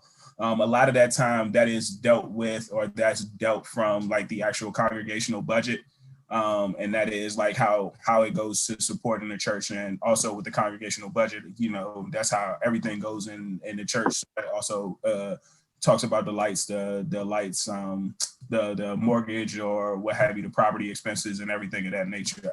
But also included in the congregational budget is the pastor's salary. So I think that's all like predestined or pre set aside a year in advance, basically based off of what the church has received from tithes and offerings, as well as other donations or funds that have been distributed to the church, administered to the church. And of course, there are other churches and other establishments that do, like, you know what I'm saying, like where we have a guest preacher today, we're going to take up a collection to give directly to the guest preacher, but those are in different ball games, and I think that's all free will offerings, if I'm not mistaken. Like cross promotion. I ain't gonna speak on that one. That's yeah. Hey, But, but you speaking on like, and maybe I'm off. You speaking on like on, you know, around the way, modest type churches, neighborhood churches right. that we've been going to since you was a kid, your folks was a kid, those type of churches. Now, Yeah, but I wouldn't. But hold on. But when this question was presented, I think we are talking about, and just like what we was talking about last week, I think we want to know about these mega churches. These mega churches, when these people are riding around, Bentleys and helicopters, private planes, and you know what I mean? They on TV, they got advertisement, they got more than advertising, they got whole channels. So you getting streaming networks. Yeah, you're getting the whole advertisement yourself. Like you're not on, a big network. You are the network. So Yeah. that situation, are they getting paid? Like the disparity between the top to bottom, is that like too much? I honestly don't think so. And I don't necessarily know. I mean, I think it's always limits to it. So I don't know why some churches or why people. I mean, but at the same time, I don't know everything that pastors. I mean, all pastors, especially at those mega churches. I'll just speak about the mega churches. I don't know what they all entail, but I do know that they want access to be able to like go out and support and be able to do different things at their own leisure. So, you know what I'm saying? Like maybe we're talking about, I'm not gonna put any names out there, but maybe we talk about like a big pastor in Texas, you know what I'm saying? Where he wants access to be able to go to different conferences and Cali and Vegas and different things of that nature where he needs access to be able to do that. And so he has maybe a private jet or access to a jet or what have you. So I could see it, and especially Joe Austin. Yeah. Oh yeah. I'm not even, well, so to be real, I was more so thinking TD. I was thinking more so TD Jakes, but you know what I'm saying? Like if you think about it, like he also is like very, you know what I'm saying, foundational in a lot of different things with multiple churches and different conferences in Florida, DC, every place. So he's very connected. But as far as like, but the thing about it is, all right. So, and I'll go back a little bit. I think they do deserve it because like even with a lot of the times, even at those mega churches, a lot of their some of their congregation, if you think about the amount of people that come into their congregation, as long as they're doing right by the money, and who's to say they are or not, but as long as they're doing right by the money, I think they deserve it. So like with a lot of those mega churches, like at the same time as those mega churches, they also have like mega superstars that come to those churches. So hypothetically speaking, if we're talking about TD Jakes, you know what I'm saying, he could be in Houston, so he could have James Harden, he can have like the likes of Russell Westbrook, the likes of all JJ Watt, you know what I'm saying? And I'm just gonna name people that play in Houston at the time to be members of the church. And so if I'm a member of the church and I'm JJ Watt and I get $100 million and I'm supposed to give 10% of my earnings to the church, you know what I'm saying? That 10 million is supposed to go into the church. And so now with that 10 million, that's one person. And then you still got James Harden, you got all these other multiple superstars that are within that church. And those are just the entertainment superstars. Those aren't even just like the actual successful professionals and way different endeavors as far as like entrepreneurship and different things. And one of the things is in the Bible, you know what I'm saying? Like they always preach or it's taught prosperity, and it's also taught like wealth and different things. So as a pastor, yes, you're teaching. One of the things you're teaching is teaching wealth.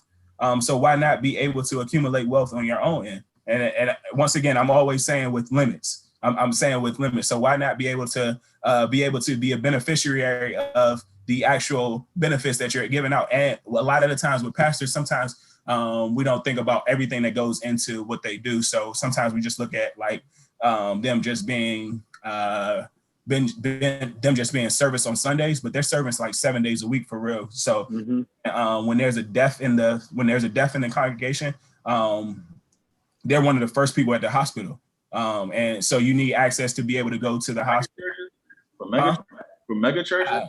I don't know about mega churches. I know the small, like around the way church. That's. But for mega churches, I don't know. Like, like if you like a single mother and you dishing out 10% of your earnings and stuff, like that kind of like flashing of Rolls Royce and all that. That's not like a slap in the face a little bit. Let me ask you this, Al. No matter of who's donating, like, you know what I mean? Do you feel that that we should hold our pastors supposed to be held to a higher standard with what they do with their bread versus the regular nigga does with his bread? Because if I earn enough money to go out and purchase myself a private jet, but he's doing the same thing, that's his salary, right? That's his salary. Allegedly. Off of the church. Like, do we hold pastors to a higher standard, whereas in he can't do certain things with his bread versus me, I can do whatever I want with my bread? No, that's what I'm saying. I think it's, and that's why I say I think it's limitations, but I think with everything's within reason. That's why I say as long as they're doing right by the church and they're doing right by the community. You know what I'm saying? Like I can't fault anybody for. So you said community, Joel Osteen, right? Like when I think it was Hurricane Harvey. Yeah, right? yeah. That's devastated the community, and he's like, I'm shutting down the church doors. Like the community can't come in here for refuge. Yeah. Was he doing right by the community? And he has the resources? Fuck no. Oh my gosh. But then he was gonna say he was protecting like his investment for real. But your investment is the people. I know. Yeah, I think. I mean his immediate. Yeah, I think without knowing too much into that, I think he could have done something better, but at the same time, I think a lot of that was like, you know what I'm saying? I don't want people like trying to be, because at the same time, even though I think his building or that building and that property was safe haven, or it was a safe haven, I don't think it was easily accessible because, you know what I'm saying, you still are trekking through the Houston streets and you're actually trying to seek refuge at like an actual place. But I once again, I don't know. You know what I mean? Like, because if I have to put other people, if we are putting other people in danger, if we're putting people in danger to get them to our property, then that might have been his logic. But once again, I don't know, because and again, like you shouldn't say like, you know, a definitive no. You know what I mean? It shouldn't be never a definitive no.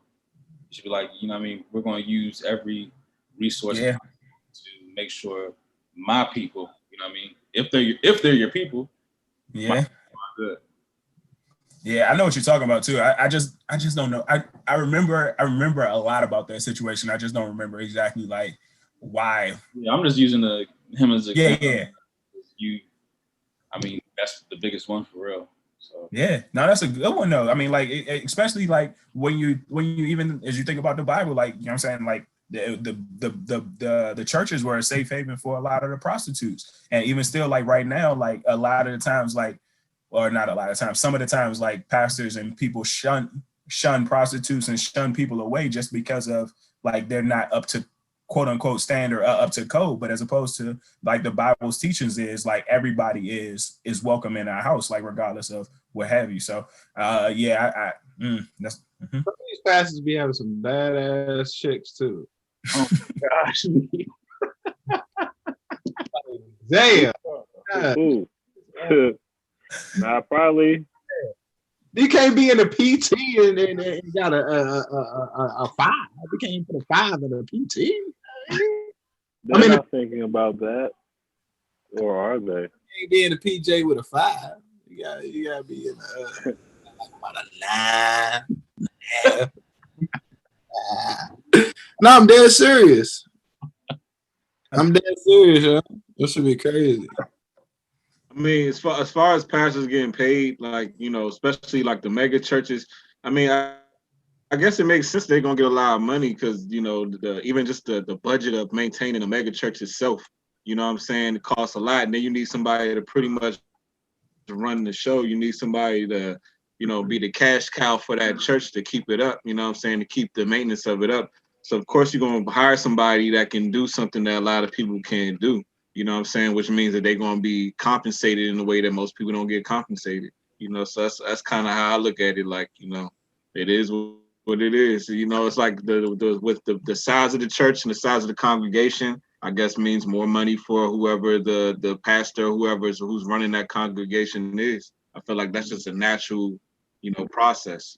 So Okay, Yeah. but like the wealth of it is like one thing, but like I feel like when they attain that wealth, they indulge in materialistic type shit. Like they indulge with like the most exotic of cars. Like you can be cool with a little S class. You know what I'm saying? Little S class, little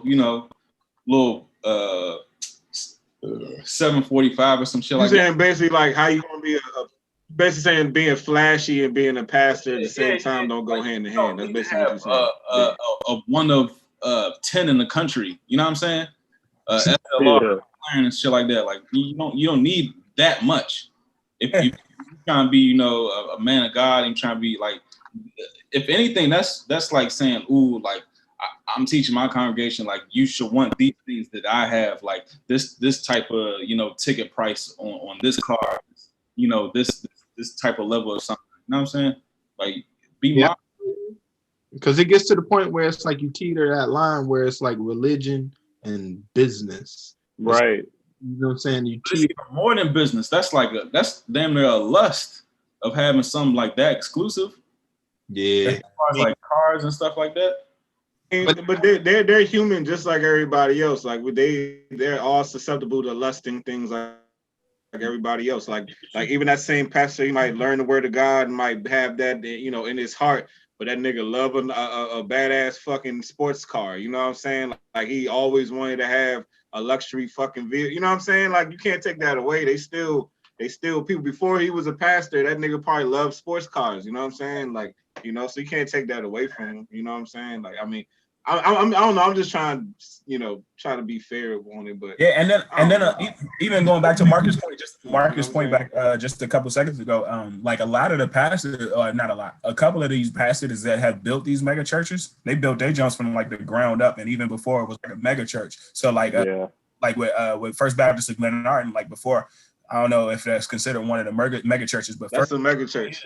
Yeah, but First Baptist of Glenarden, before that joint was First Baptist of Glenarden, when that joint was in actual Glenarden and not in Kettering, Largo, Mitchellville, where it is now, that joint was like a little church. I mean, well, not really a little church. It was a neighborhood, a real regular neighborhood church that everybody went to, but at the same time, now that joint is actually a mega church. And then, of course, like TD Jake said, he had to build that church in Houston. So a lot of the times, like they build their churches, and then that's when the population come based off of, I guess, their teachings. Hey, some barbershop talk. I heard churches like that, or either that church or churches like that, they be like checking people's income to make sure you donating as much as you should be donating. I heard that same. I wouldn't be surprised though. Like nigga, your credit score dropped to 620. Not credit score, just like your income. You should be donating this amount. I can see that. I could see that because I mean, even at our church, like you do your pledge. I'm sorry, so we do our pledge amounts at the beginning of the year or whenever the fiscal year starts. So you do your pledge amount, and that's just like that gives the church a baseline and gives them an understanding or a hopeful understanding of what they should be or what they could be expecting for the upcoming year. But yeah, I could definitely see that at one of those big churches because they are some of those mega churches are definitely about stature.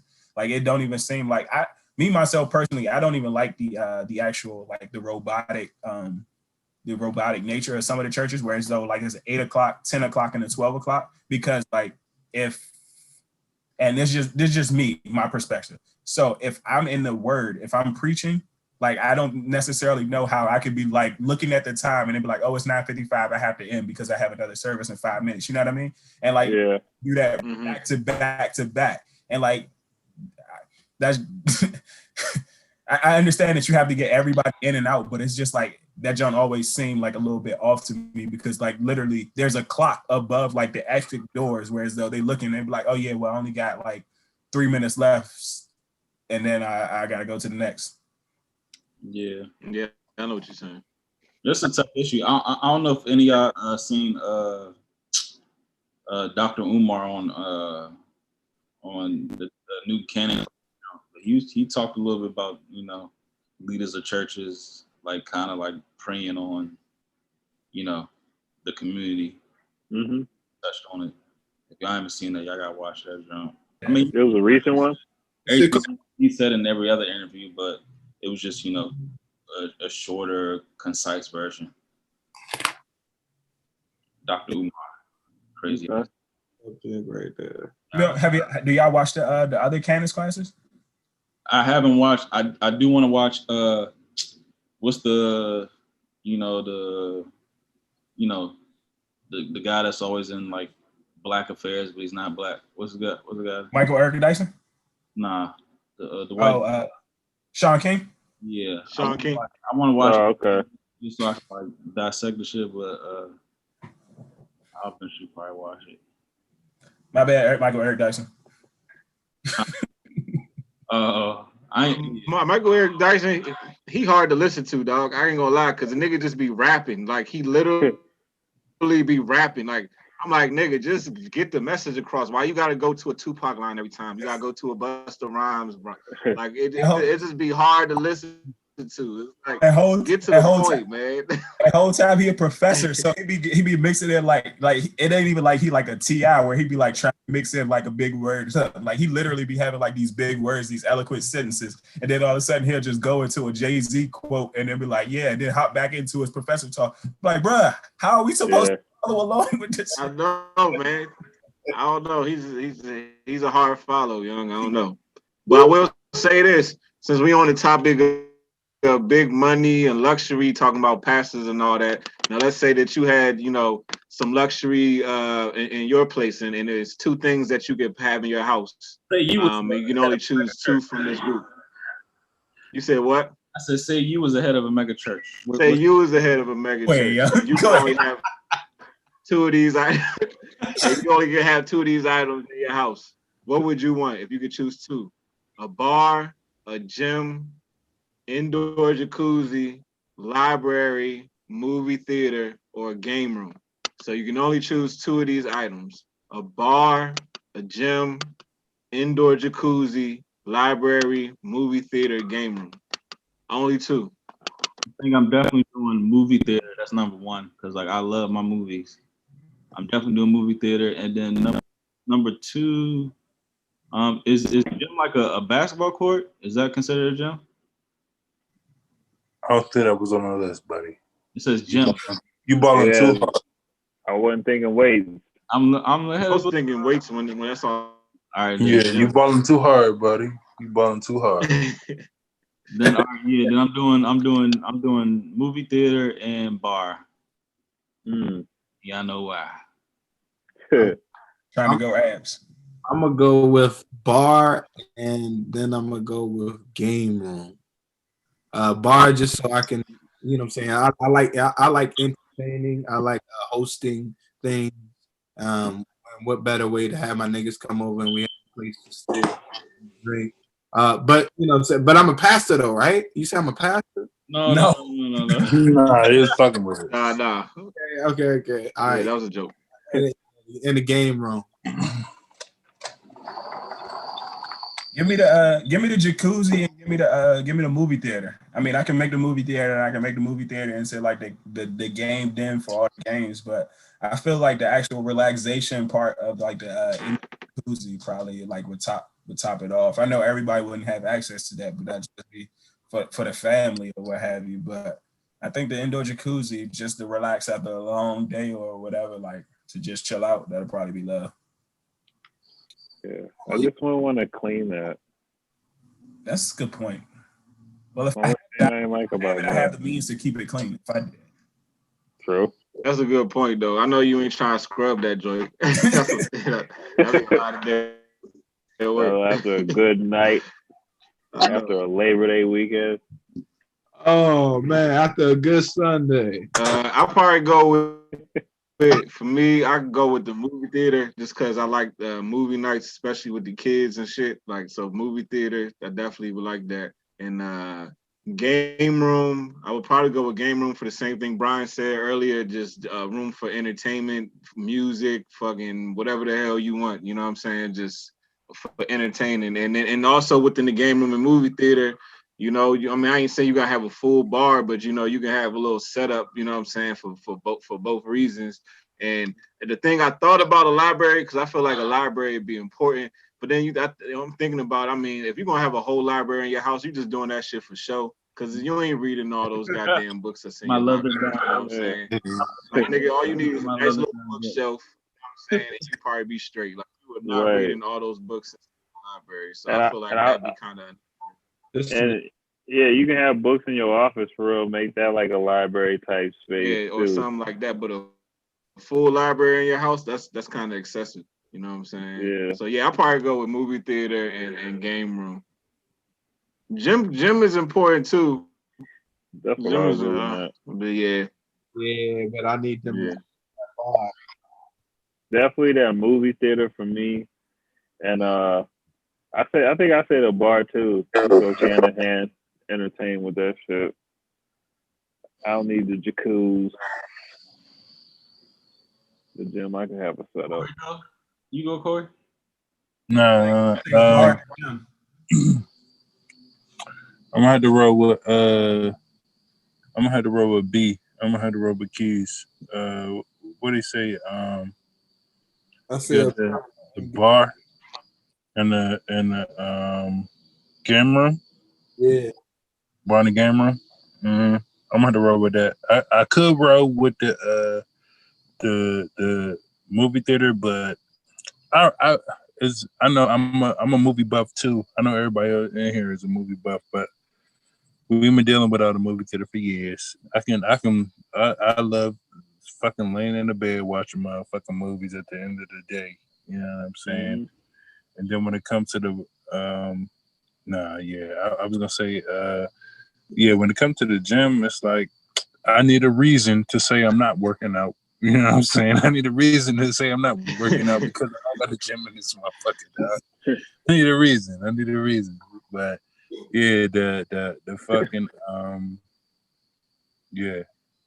I would say definitely a fucking game room and the motherfucking bar because I like the host. I like to have folks over for the goddamn Super Bowl, whatever, some type of something. You know what I'm saying? And then you gotta have a bar for that shit. You gotta have a game room, even when the Super Bowl is not going on. You know, niggas want to get the pool going on, some cards or some shit. Yeah, let's do that.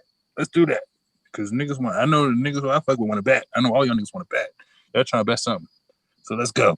Yeah, I'm looking at baseball right now. Baseball about to end. Just checking in. Shit. I remember I had the fucking Super Bowl. Was it the Super Bowl? Y'all niggas was over here last time and shit. Great host, phenomenal host.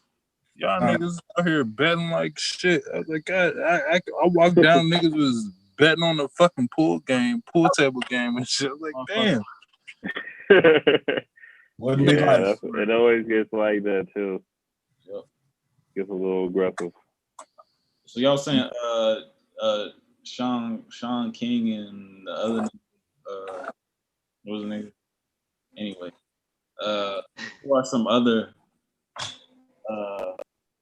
real quick social media accounts that you can put people on or follow, have a fondness to? One of my favorite social media accounts I follow on YouTube is Joseph Rodriguez. he what's it called? He summarizes a bunch of books and they're all tied into like the subconscious mind and training your mind and programming your mind. So I feel like that's really good to a person if you just want to just reset yourself and you know what I'm saying, just going through the whole new journey. I think he's a good person because a lot of these books that he reviews is common books like Think and Grow Rich and the Kabbalion and In Tune with the Infinite and all these other books that, you know, a lot of books that a lot of people are familiar with, and he just gives you, you know, his own perspective, but they're all rooted in self-improvement. So I think that'd be a really good channel to follow. I think even if he goes through so many books, but again, if you follow his channel long enough, you'll just start to change yourself like in a positive way. You know what I'm saying? So I think that's a really good follow. Joseph Rodriguez on YouTube. Okay. I'm gonna post it here. Al, you got anybody? Yeah, I got 3. I got 4 actually. My first one actually is just for straight up comedy. Like I don't even care. Plies on Instagram. Like Plies be having some funny shit. Like I would have never expected Plies to have some funny shit, but he have like legit like 2-minute little skits or talks that he has in his car, and that should be funny as shit. It'd be like on some current. My other joint is Trevor Noah. It's like my political, but at the same time, it's a political comedy.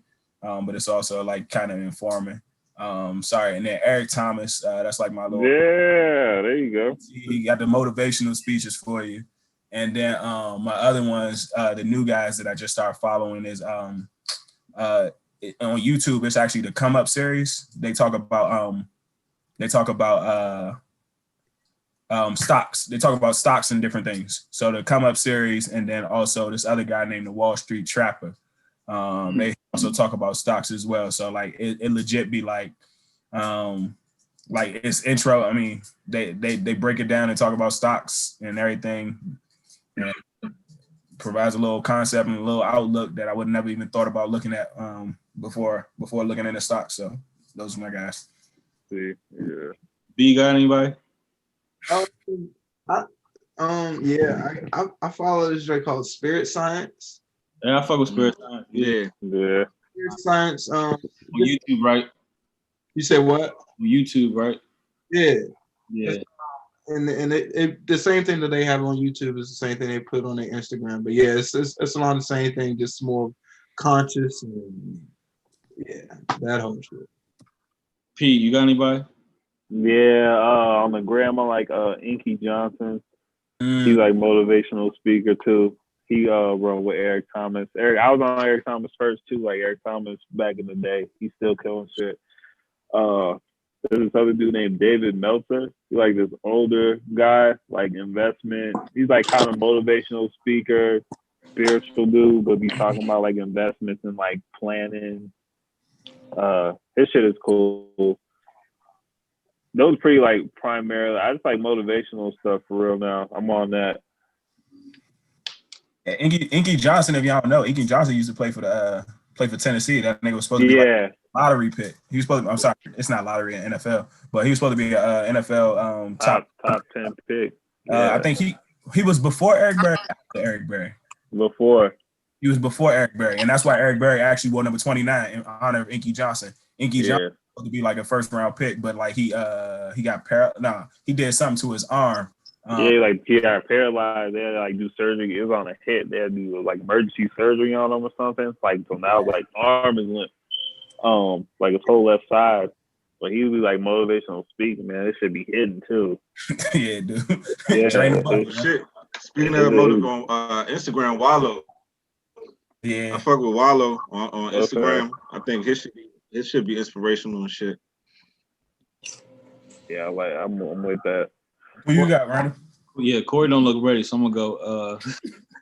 Corey got a bacon. On YouTube. I got checkers tonight. On YouTube, I like after school. That page after school. It will use like speeches or just like segments of people's I don't know, like whatever like they've said in the past, or they use like Dave Chappelle or like Graham Hancock or anybody, and they'll put like illustrations behind the shit, and I like it. Also, when I was on Instagram, I used to fuck with this is like a funny junk. This nigga named One Influential, and he would do like all the voices. He do all the voices, do all of, like the characters and the shit, and it's funny as shit. And another one is and this is random as shit. This nigga Groove P. Like I follow him on our on the Flyboy Camp jump. Like he just posts like good like old school like hip hop like content, or just like shit we like Dipset. Like they just always post like good quality like hip hop shit, and I appreciate that. Okay. But yeah, y'all need to check out that after school jump for sure. I got a couple. All right. As far as comedy, I like Rito Brown. I like what's his it's Rito Brown. I think it's I Am Terrell or something like that. From I am Omar Terrell. Yeah, Omar Terrell. Yeah. And I like Mr. Macador or whatever from New York. Mr. Commodore. Mr. Oh, yeah, that's it. Whatever. You know what I'm talking about. Whatever. You know what I'm talking about. You know what I'm talking about. Don't do me like that. Don't do me like. You know what I'm talking about.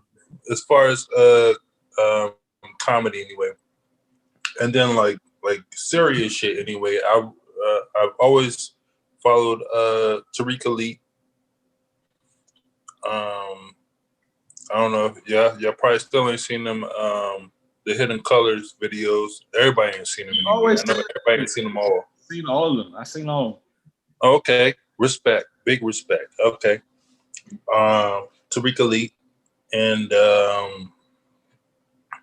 who was I had out there? It was not Tariq Elite.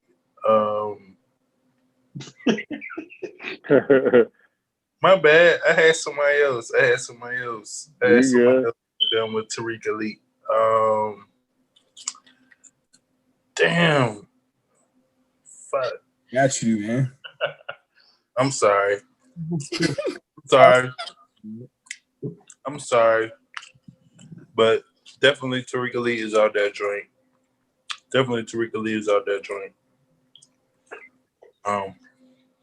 Y'all let me know. Who else?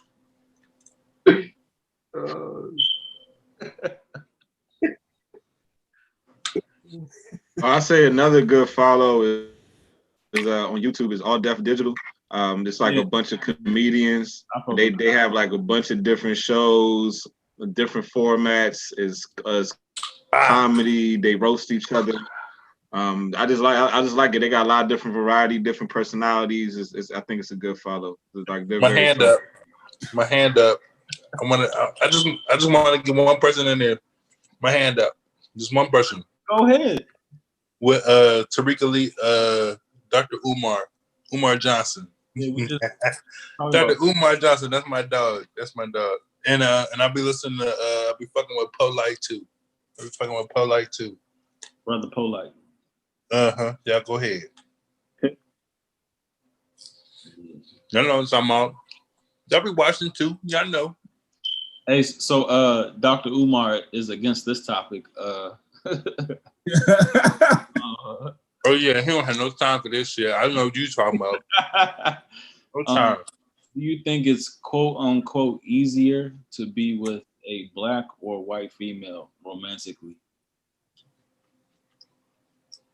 Phil, I'm gonna put you on the spot because you live in Colorado.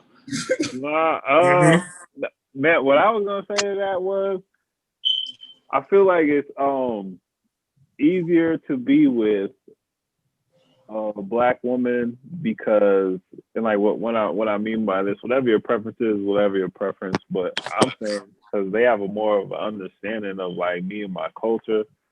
I feel like I'm more connected to black women too. Like I feel like you know, it might be more of a challenging aspect in that if you're talking about romantically, relationship wise, whatever the case may be. But like, I feel like when you with like a white girl or even like white people, you always find yourself having to teach. I don't know if I could be that relatable to a white chick in that whole aspect, man. Like, you know what I mean? Like, I feel like it would be harder to deal with that type shit.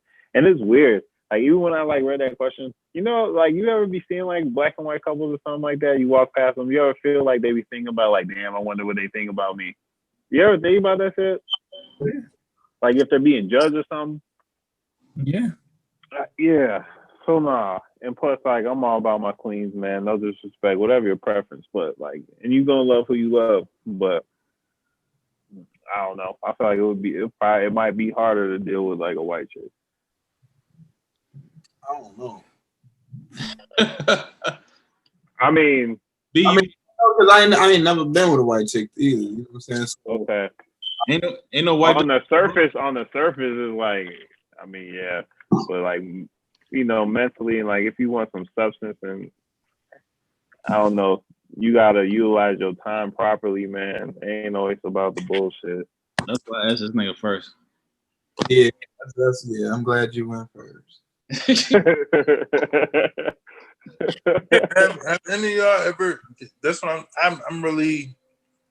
I'm taken aback by the question anyway. It's like I've never dated a white woman or anything like that, so like I really couldn't answer. I would expect it to be easier, like P was saying, for me to be with a black chick over a white woman anyway. I've never been with a white woman. Yeah. I've dated like I think I've dated like an Asian. I think that's as far as I've been with the Asian. What you? I mean, do you think there's a difference? Do you think there's a difference between like whether it's a white woman, an Asian woman, a Hispanic woman, or any race of women? Does it like does the race really make a difference? It does. I'm talking about outside of being with a black woman. You know what I'm saying? A non. It's like if you date a non-black woman. Like if you date an Asian woman, do you still have to explain to her black culture? Hispanic woman, you have to explain to her black culture or black Hispanic. I wouldn't even say culture. What type of Hispanic though? I'm trying to cut you off, but it depends on what type of Hispanic you're talking about. Are you talking about Mexican? Afro you know what I'm saying? Talking about like Afro Latina. Yeah, like Dominicans and Puerto Ricans. Yeah, that's the same shit. So I feel like being with I mean, I guess I could being with a black chick. I mean, they're. I don't know. It's just the cultures are also different. Like you P, you were saying, the cultures. I guess, quote unquote. I guess the upbringing of a female in an African American household versus the upbringing of a female in a Caucasian household. I guess maybe the upbringing may be different. So when you get into a relationship with them, I guess, you know what I'm saying? Like, I don't know. It's weird. I guess you could say like I don't know. That's a tough question. I was also going to say like I'll put it like this. Like, all right, just speaking in that context of like black women or white women, because you know, like even some black women, you know, it's not even black women, but it's not even like a sex thing. It's just more a people thing. Like you'll have black women who may not have or black people who may not have as much understanding of your upbringing. They may have came from a completely different walk of life and might not understand your way of life. So I mean, I don't even really think the racial aspect really matters as much as you may seem on the surface. Because you always, you know what I'm saying? It's like if you from one walk of life and you black and you meet another black woman from a different walk of life, you know, she might not be able to understand you, you know what I'm saying? Or you from the country, she from the city, vice versa. I mean, you know, that's true. I feel like it's pretty much gonna be the same. And then also, hold on, let me finish. I also believe that, you know, some people subscribe to, you know, certain narratives. So like, let's say I'm a black man, I'm dating a black woman. She like, oh, hold on, you a black man. You supposed to walk like this and talk like this and like that. you supposed to indulge in those type of activities. You're into tennis, like you're a black man, you're not supposed to be into tennis. Like, you know, I'm just throwing that out there, but that's what I mean. Like, even some black people are not as open-minded to the differences when you in dating. You know what I'm saying? It's like it's still that same shit. You know what I mean? So I just look at it like people are just people at the end of the day. Yeah. I think for me, it's definitely. I guess for me, I would say it's easier to date a black woman just because, like, I've had conversations with white females, but I've never actually known how to. And this is just going way back. But, like, even when we went to the bars at like College Park and shit, you know what I mean? Like, I never even knew how to like truly approach like approach the white girls. Like, yes, we dance and party on the dance floor with.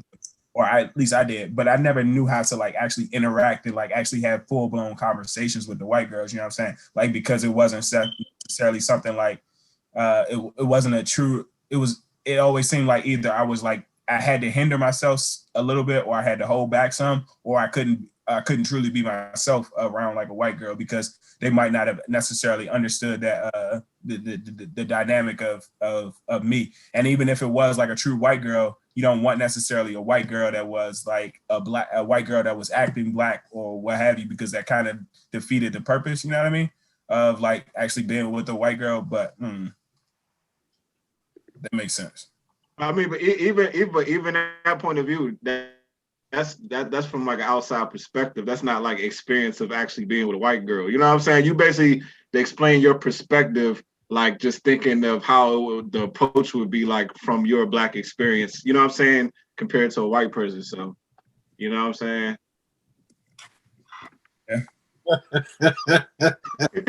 Yeah, but I agree with Pete's point. Like it's all cool until it reaches, you know, those type of issues. Like I don't know if y'all know Richard Pryor stand up. Like he will always like fall back on, hey, look, baby, it's a black thing. Like like it could He be got all the white girls. Yep. it could be all cool until like, you know, black issues arise. Right. And I thought about that too. Like when that George Floyd happened, like how you come home to a white woman after that, she say, I understand. That'll piss you off. Like, do you?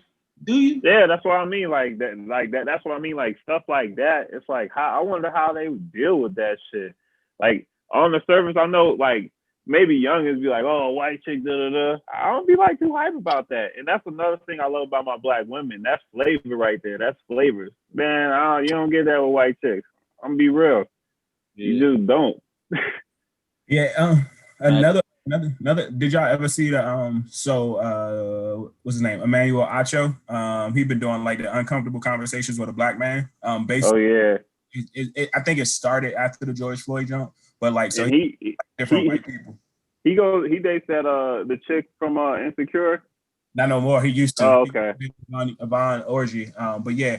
So he's been like he had like an interracial couple on there. I think he had them on there twice, or he had two different interracial couples on there. And they were talking about like the different how that played out, especially like raising interracial children and how they thought about it. It was actually a good conversation, but at the same time, like, you know, everybody has their own interpretations. Everybody has their own experiences with interracial relationships. But I think this question came about based off of that, like that YouTube video or what have you, where like the young kids in the mall, whereas though they like asking each other, or somebody's asking them like if they prefer black girls or if they prefer white girls, and like literally, I'll say they were young adults, so they probably was like all teenagers to probably like the early 20s or what have you, at the absolute most, and like all them Bamas or majority of them Bamas is like, I would rather have a white girl. And I don't know. You're not talking about the video y'all niggas posted talking about oh yeah, let me get the white hoe. Is that Joe you talking about? Yeah. Yeah, that is the one. They said white hoes, but I think they said white girl. No, literally they had a group of like 3 dudes in that joint, 3 black dudes in that joint, 3 little young niggas in that joint talking about, yeah, let me get the white hoes. He literally said that joint. I was like, oh man. And that's when I cut the shit off. I was like, yeah, y'all got some young niggas out there. Oh, yeah, exactly. Yeah. And that's what I'm saying. Like, I mean, you would. I expect them to say some dumb shit like that though too. Like, Yeah, exactly. yeah, just because it's like they don't know no better, man. Like, and they like young for real. They haven't really experienced all that. But I mean, I'm sure there's dudes out there that think like the one thing I'll say about that. But one thing I will say about that, I think that I don't know where those dudes is from, but like just me growing up being a black male, being around other black males, like I don't be seeing niggas just thirsting over the white girls. Like, you know what I'm saying? Yeah. Like niggas Never prefer seen black females. Right. Like guys prefer, of course, you might see a white girl you might find attractive, but generally black males prefer black females. So But contrary, I understand that some celebrity niggas might end up doing whatever, but the average nigga out here wants a black woman. You know what I'm saying? So yeah, man. even when I see that shit, that seemed kind of crazy to me. I'm like, where these niggas live at? You know what I'm saying? Like it must be majority whites where they at. You know what I'm saying? Hey, Mark, Yeah. what Jason Whitlock said about one person, he was like, the nigga told him, if it ain't white, it ain't right. Oh yeah, I know, and, man. That's a man. We can get into that one because that's a topic itself. You know what I'm saying? Yeah. That's a topic itself. And then like you know what I'm saying, he from the and south. then now you said what? And the dude he talking about from the south, he talk about Hennessy and Black and Miles and like. And then he be all on all the pro black shit. You know what I'm saying? And all the social justice shit, but before all this popped off, he was like, "If you catch me with a black woman, it's because I'm taking her ass to the police." That's what he said. Man, crazy. And now he Mr. Social Justice Warrior. You know what I'm saying? Like, come on, man. Yeah, that's crazy. You already know, Al. You already know. But I feel like we already all knew that about him. I think we all knew that shit. Yeah. No, that part. I didn't know that part. That's new information. Oh yeah. If it ain't white, it ain't right. That's what he said. If it ain't white, it ain't right. He was talking about cocaine. He probably was. But you know what is right? The Flight Room podcast. Oh, okay. Join us once again, another great episode. Like, subscribe, follow us on IG as well, and we'll catch us at overtime. Peace.